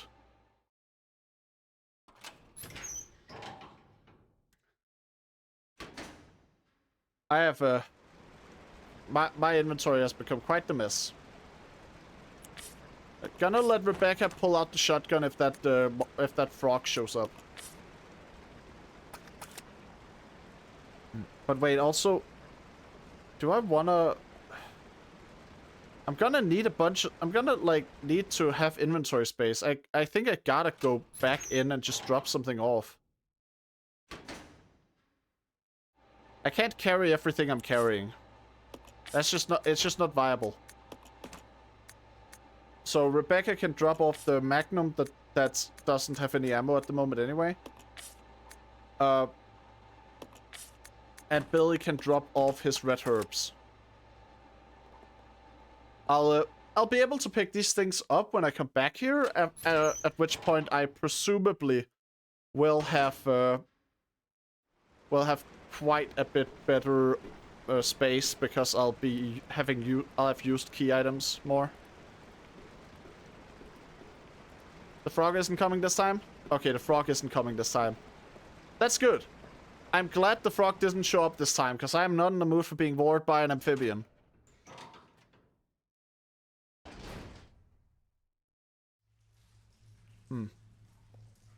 Now, sewage treatment. Huh. No, that's not the... And rim is encrusted with thick layer of filth. Can't really put anything in there right now, can I? Huh. Unfortunate. I need to find some way of treating that water, don't I? I would assume I do. but I don't really know where I would treat it. Oh well. For now, it's back to get the keycard. Once I have the keycard... But wait, the keycard is, like, under the truck thing. Do I need a battery to get the keycard in the first place? This might... I might actually need the battery to get the keycard. But I can't really... I can't make the battery work until I find a way of purifying water. I need some way of just purifying that industrial water. Unless it, like, this does not look pure, so... Water, wait. It's already been treated? What? I guess it's just the glass that's brown then. Alright, wait. In that case, I can just do this, right? Yeah, okay, I can. Well, then I guess I'm heading right back. No details or anything. Head right back.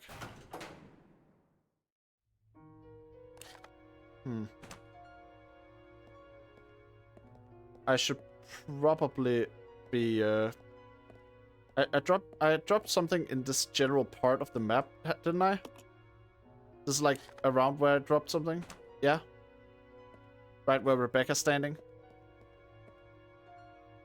Yeah, my ink ribbons, there they are. Cause I know I needed the ink ribbons there. I've done a lot of stuff I probably want to save.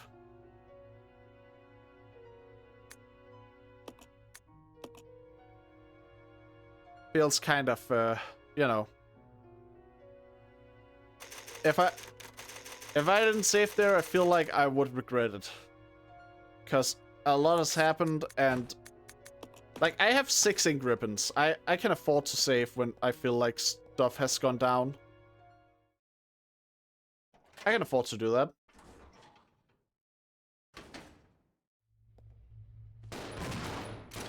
Okay, I should... Rebecca was equipped with the shotgun because I figured that she would need it against the frogs, not because I wanted her to blast random zombies. I keep forgetting to manage what Rebecca is currently using.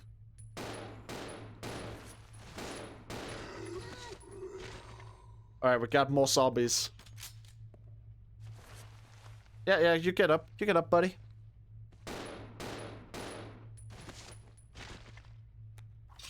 Alright. I think that's it. We're good to go, Rebecca. I mean, honestly, those zombies are blessing after the hunters from earlier.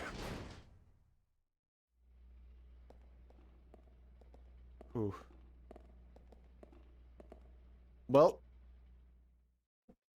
I should not have climbed up there. I have nothing that I need to do up the ladder. Why did I do that? Climb down the ladder again. Here we go. Epic ladder action. In complete silence, because there's not a lot of music going on right now. I said it earlier, but it actually feels really weird to me to have so little music in the game. Because old Resident Evil games like having music. They tend to have music a lot of the time. It's more of a modern Resident Evil thing to be super quiet for long periods of time. So it's kind of interesting to have a classic style, a proper classic Resident Evil game that's actually quiet. Okay, you let go of Rebecca, you dumbass. And you stay down. This doesn't involve you. There we go. I let the earlier zombie live, and the game rewarded me by just having him be replaced, so I didn't have to worry about him anyway. Okay, and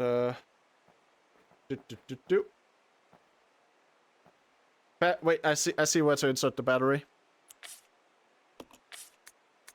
Okay, use? Yeah? Forklift looks like it can be used. No, don't press it before I have someone standing on top. Then I want to switch character and just go and press the button now. Forklift looks like it can be used. Press the button. Great. Keycard obtained. Honestly, in a way, I kind of respect the fact that they just skipped all the preamble there. Like, they understood that, hey, when you use the forklift, it's because you want the keycard, and there's nothing else to gain from it. So they just have you go up, get the keycard, and go down without you needing to do all the in-between stuff. Kind of respect them cutting down on, like, the sort of, all the... trimming the fat, I guess is what you'd call it. This is the wrong way.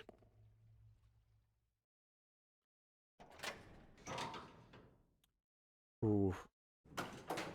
I like the door opening animations. I really do, but also I do kind of miss just being able to skip them when I've already been to it, when I'm like, yeah, like the tension from the animations is not not just an eternal thing that's always going to be there. And in the late game of classic Resident Evil, I always get kind of like, man, I wish that they would just like be skippable once the game is loaded.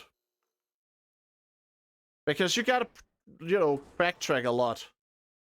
And when you've played a game a certain amount, the tension of the game will always go down. So it's like the tension building aspect of opening and closing the doors isn't really there anymore for me.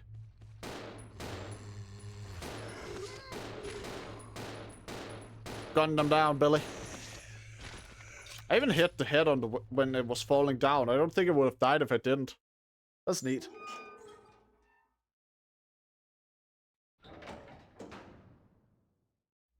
Alright. This way. It was this way. I think it was this way. It's definitely this way. It is this way. Good. My sense of direction is getting improvified. No zombies in here? Okay. I mean, they respawn zombies in other areas on my way back, so I figured maybe, but no.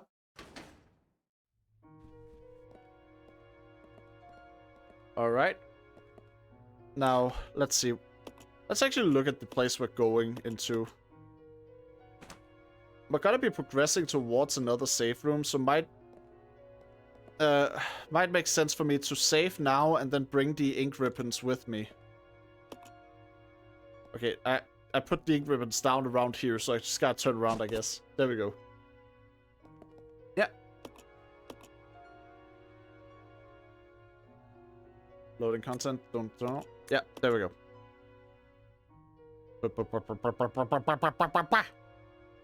Save successful.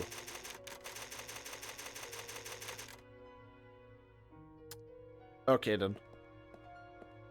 Let's head on then. Let's head on.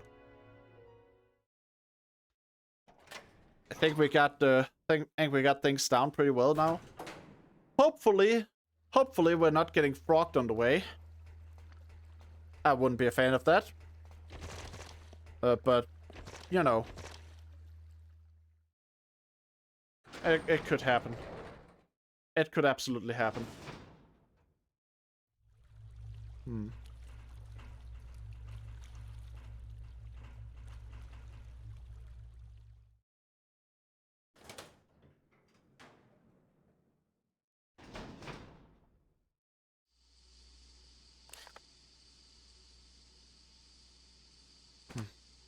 Oh yeah, it's just use the thingy here, the elevator. That's what it's called, elevator. Yep. And oh shoot, for a moment I thought like the second shadow you could see from Billy was like a monster. I was like, that's a stealthy bitch. No, that just wasn't anything. I was just being paranoid. Alright. And now please no frogs.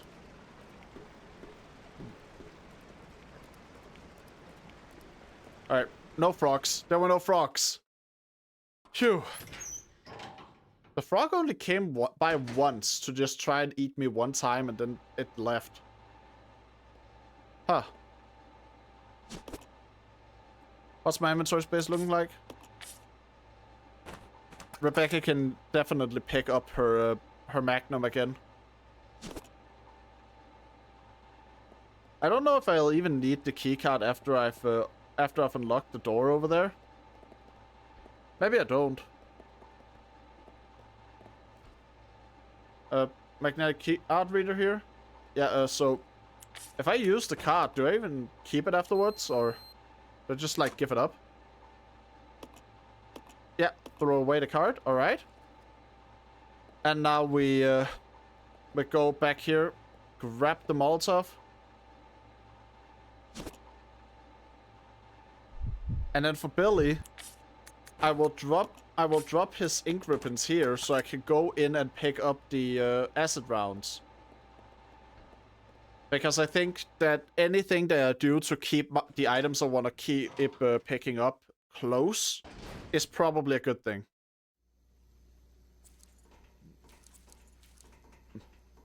By the way, I just realized, did I ever get poisoned in this entire playthrough? I don't feel like I did. There were a lot of blue herbs when I was in the mansion, but I don't think I ever needed them, particularly. Huh. I guess that's just kind of a classic trend, though, with these games, is like, you don't really use the blue herbs much. Outside of Resident Evil 2 Remake, I think Resident Evil 2 Remake was, like, pretty solid in the way they implemented blue herbs. Ooh. Nice atmosphere in this place. And Magnum ammo. Perfect. Gonna need to just briefly drop an item to pick it up, but then I can go pick it up afterwards. Alright. And reload. And then we pick up the Molotovs again. I'm slightly concerned about the fact that I found Magnum ammo just lying around in the open like that. That seems a bit distressing. It feels like the game going, hey, here, you're gonna need this. Ooh, cutscene. Oh, leeches everywhere. Young one, so glad you have joined the party. Ugh. You are the Bro, you gifts live of like this? After all, it's your wake. Who are you? Why does he even care about them? I thought his beef was with Umbrella. Dr. Marcus? No, you can't be. What's going on? Huh. 10 years ago. His voice! Holy shit, his voice! It just instantly turned into the most generic old man voice I've ever heard. I'm sorry, I shouldn't be laughing. We're like getting his backstory and stuff, but still. The sudden 10 years ago. Doctor. I will take over your research. Yeah, and Birkin being a totally stable and sound individual. As usual.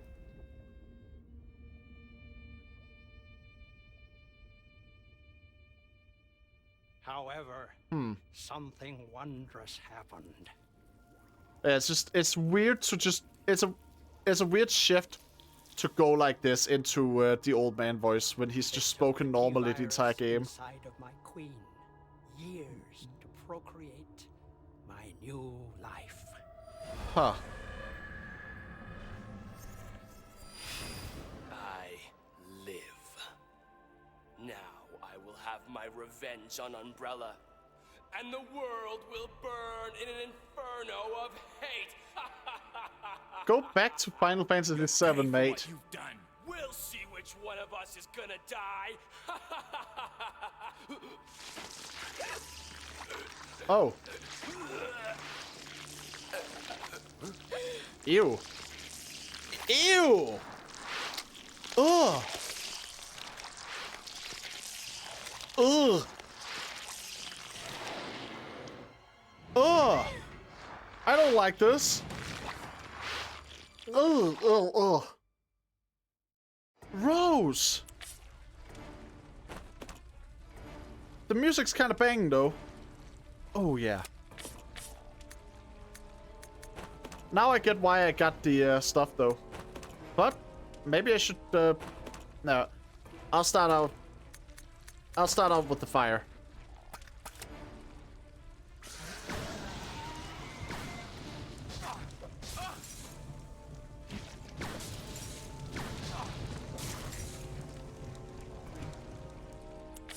It's probably gonna feel a lot like fighting the regular ones.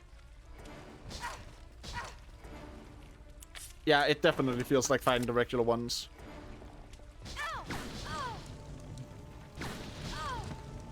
Get up, Rebecca. Get up. Alright. Billy, heal. And reload with acid rounds. Oh, fuck. Alright, fine.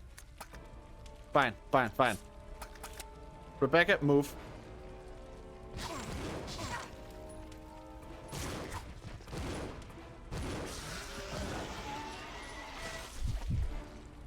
Alright, Billy, now we'll reload. Yeah. And, Rebecca, again.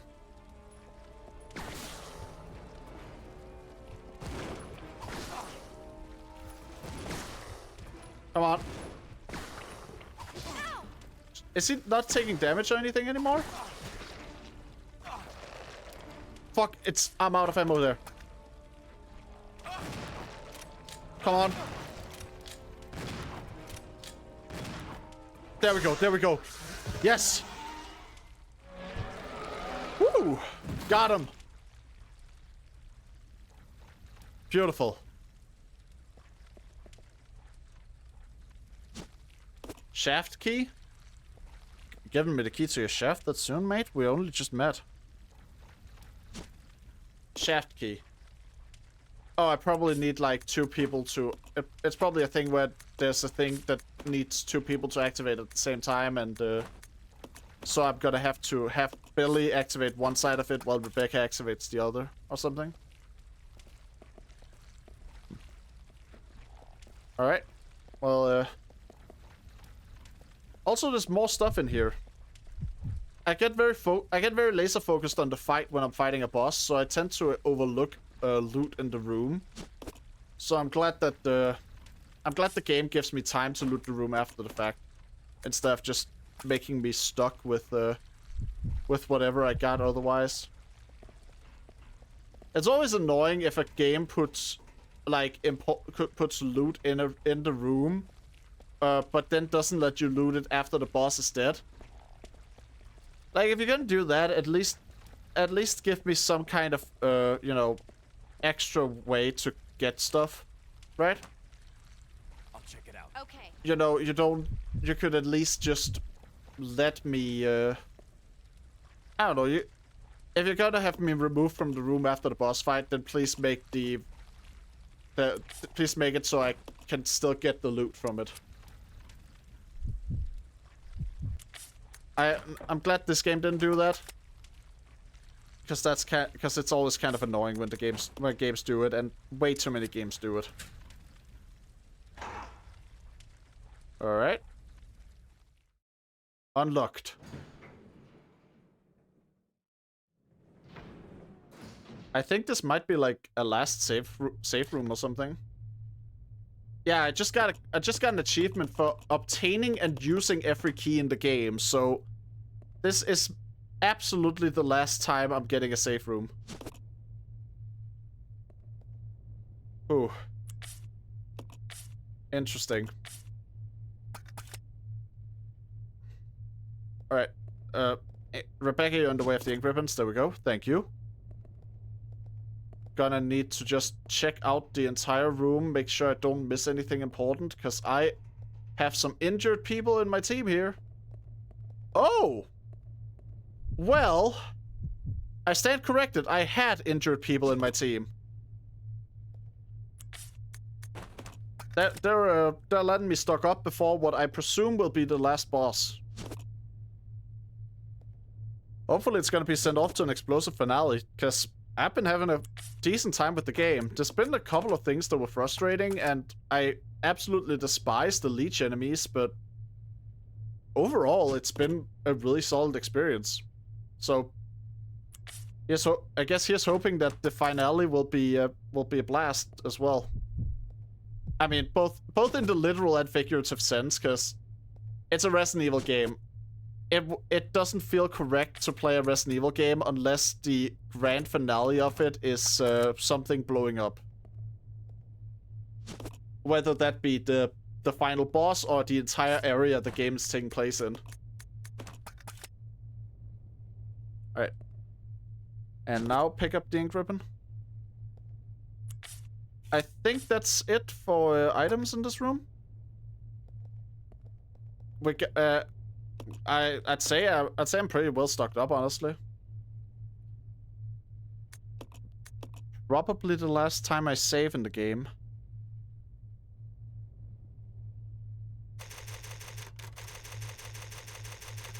Barely. 35 storage. Like I don't see this being a second to last save room or anything. Not when I've just gotten an achievement for having used the final key of the game. Activate the lift. We're getting out of here, Rebecca. We're getting out of here, Billy. Ooh. The stair. Yeah, I knew it. What? The way they looked around felt like they were building up to something. Oh! Well. Honestly, I won't complain. I could do with a little bit of payback for all the shit this guy's cost me. So let's just get him. Oh! Who activated self-destruct system? That... Oh, I love her reaction. The delivery on that line was good. Oh, a pre-rendered. Shit!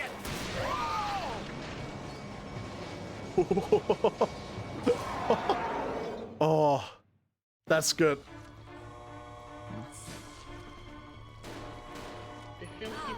Crap. Alright, alright.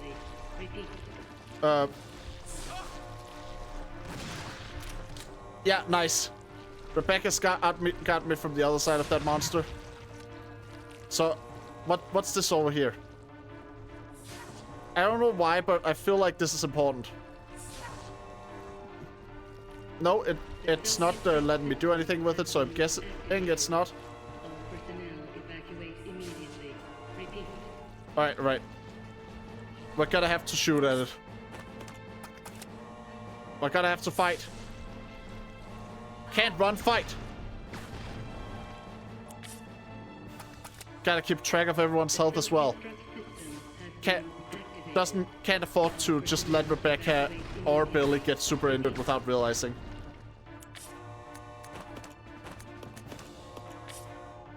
Alright. Reload Rebecca as ammo while I'm there. Yeah. What's this? A valve?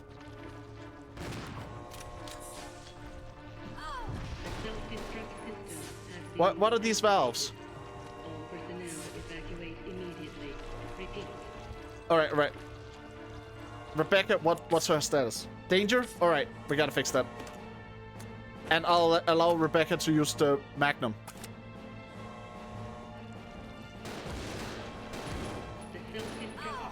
Shit.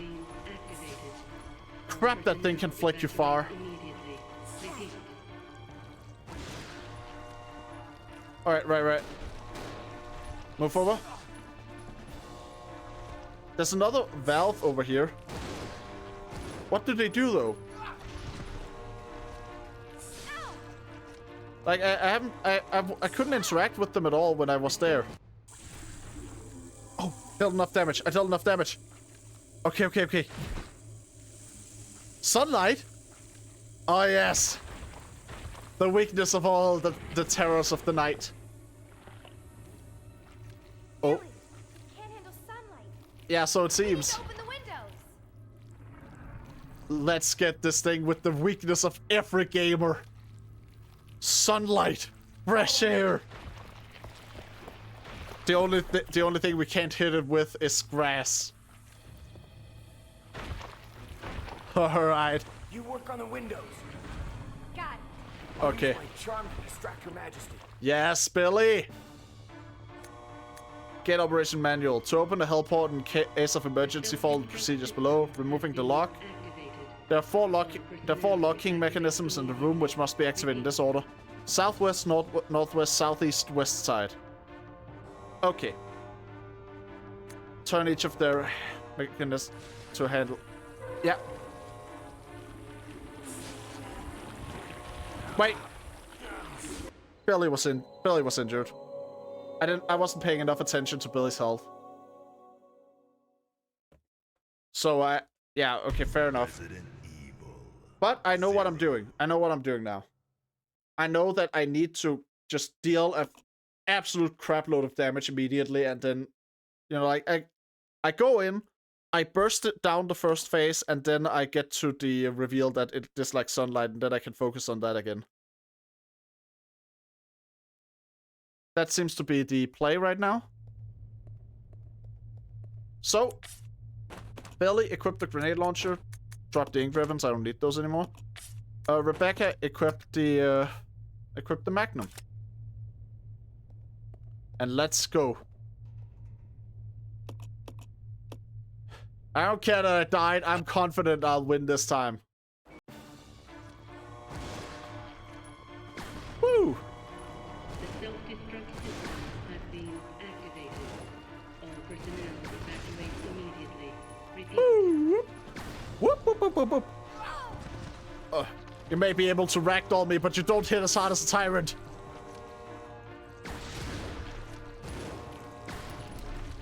Alright. Gonna have to go shotgun for the rest of it with Rebecca. And also possibly heal. System has been activated. All personnel evacuate immediately. Okay, okay. Repeat.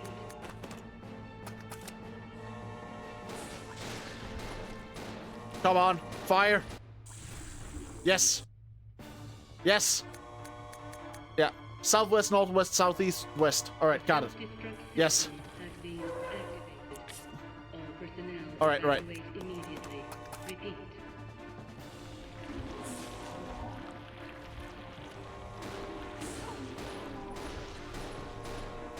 Get it. Always a countdown at the end. Exactly. This is a Resident Evil game. There's gotta be a self-destruct sequence.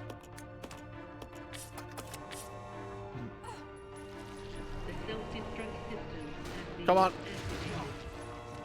Come on. Rebecca, you got this. I just gotta distract the monster while Rebecca handles the actual important part. Alright, now. Move.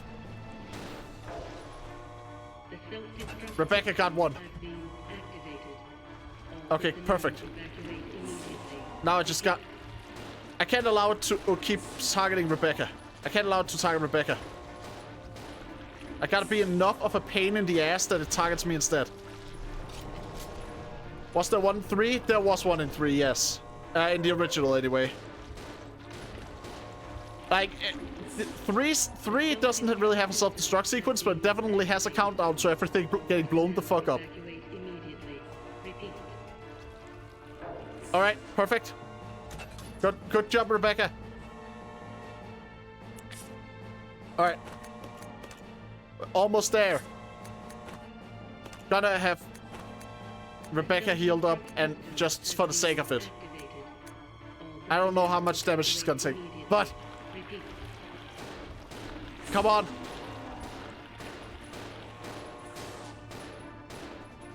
Shit. I don't think... Alright, I gotta distract that thing.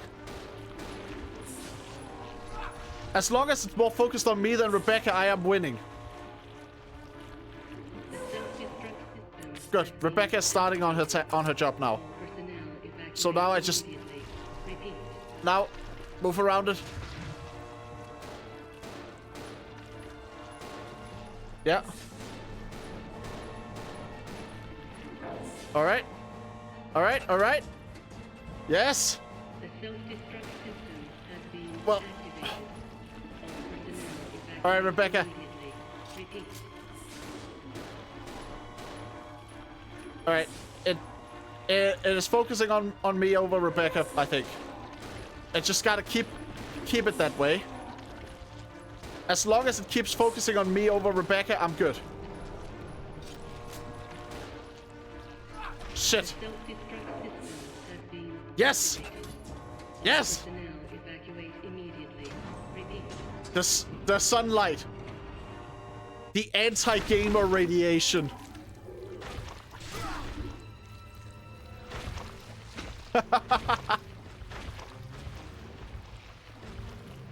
Alright, nice.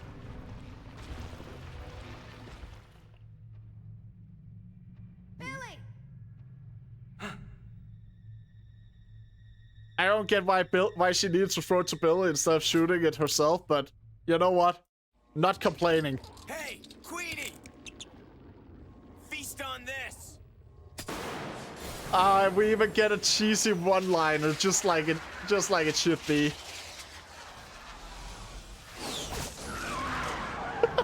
And a tracking shot on the final gunshot. Oh, like, that kind of stuff is so over the top and stupid in so many ways, but I love it. Rebecca, hurry! Yeah, you should probably head out. Place is blowing.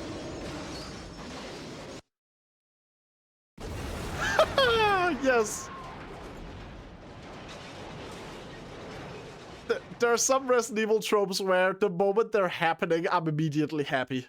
The self-destruct sequence is one of them.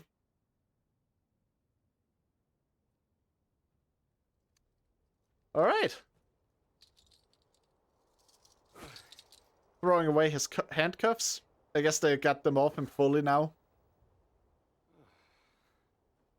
Hey, that must be the old mansion that Enrico was talking about. Oh yeah, Enrico mentioned the mansion. And that would be Spencer Mansion. Save the world?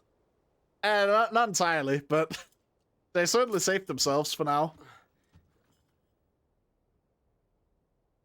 I guess it's time to say goodbye. Huh. Oh.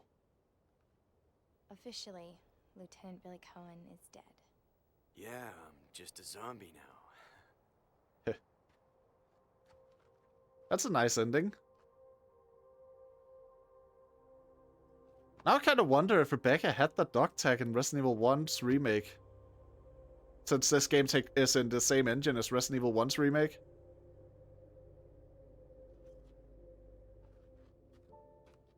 Huh.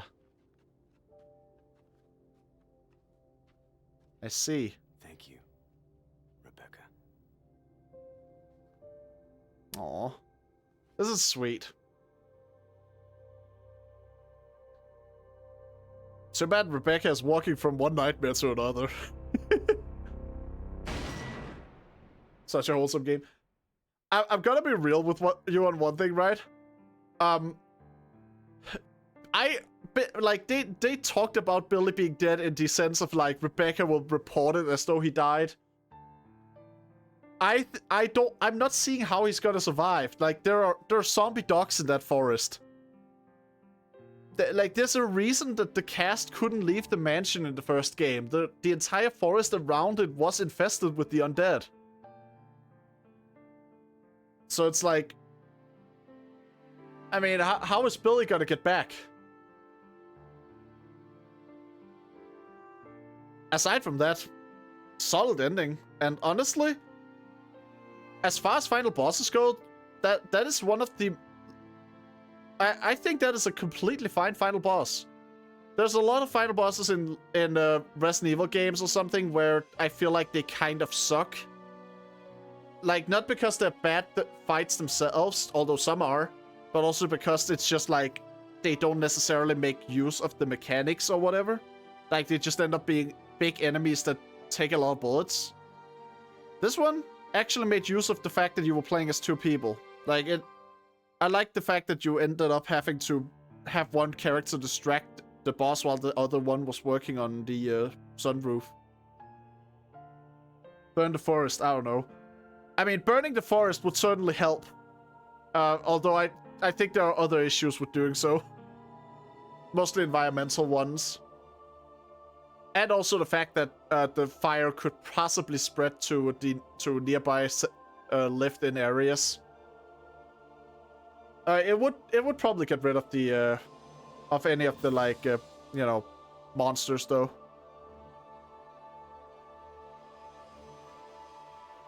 Either way, glad I finally got to play this. I've been having a pretty good time with it. There was some stuff in it that I wasn't too big a fan of. Like, I've complained a couple of times already about the fact that the lack of item boxes did not really add to the game, I feel. But overall, still fun enough. And I think that, like, I consider the lack of item boxes to be an experiment that did not give the desired result. And I think I'd rather have games experiment and then, like, some of those experiments don't go well than I would have games just play it safe all the time. Do you get any extra stuff for completing it? I don't know. It's my first time doing so, so maybe? I guess we'll figure that out.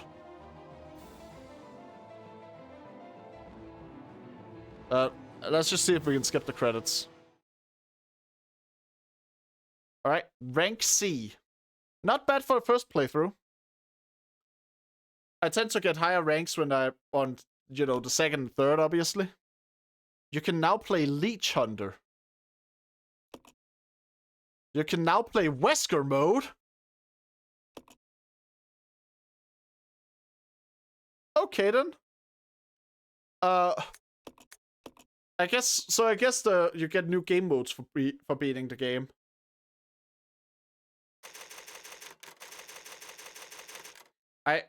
What the hell are those things? Leech Hunter and Wesker mode. I just like I'm probably not gonna start diving into them right now, but I kind of want to just check what they are before I end stream. Every character and enemy is Wesker. That would be hilarious. Okay, Wesker mode is here. What about Leech Hunter? Where's that?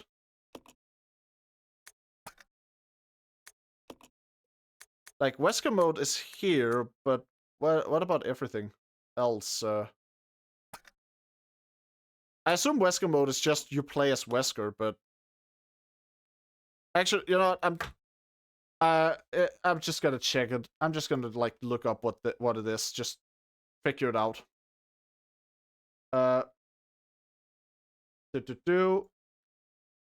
Resident Evil 0 Leech Hunter. Because Wesker mode feels very like self-explanatory, you know, it's probably just play as Wesker, but okay. The minigame is accessed by selecting load game, loading the save called 00 clear when you finish the game. And it is a minigame that you unlock. Okay. So I guess that's something I'll have to try out sometime. Wesker mode 2 might be interesting to do, not to check. For now though, I think I'll end stream for today. Been pretty interesting to try and play through this whole game for the first time, but you know, this was kind of what I planned to do. And I'm also, I don't know, I feel like there's something special about ending a stream on a game ending, you know? Yeah. See ya, Retro. Thanks for checking.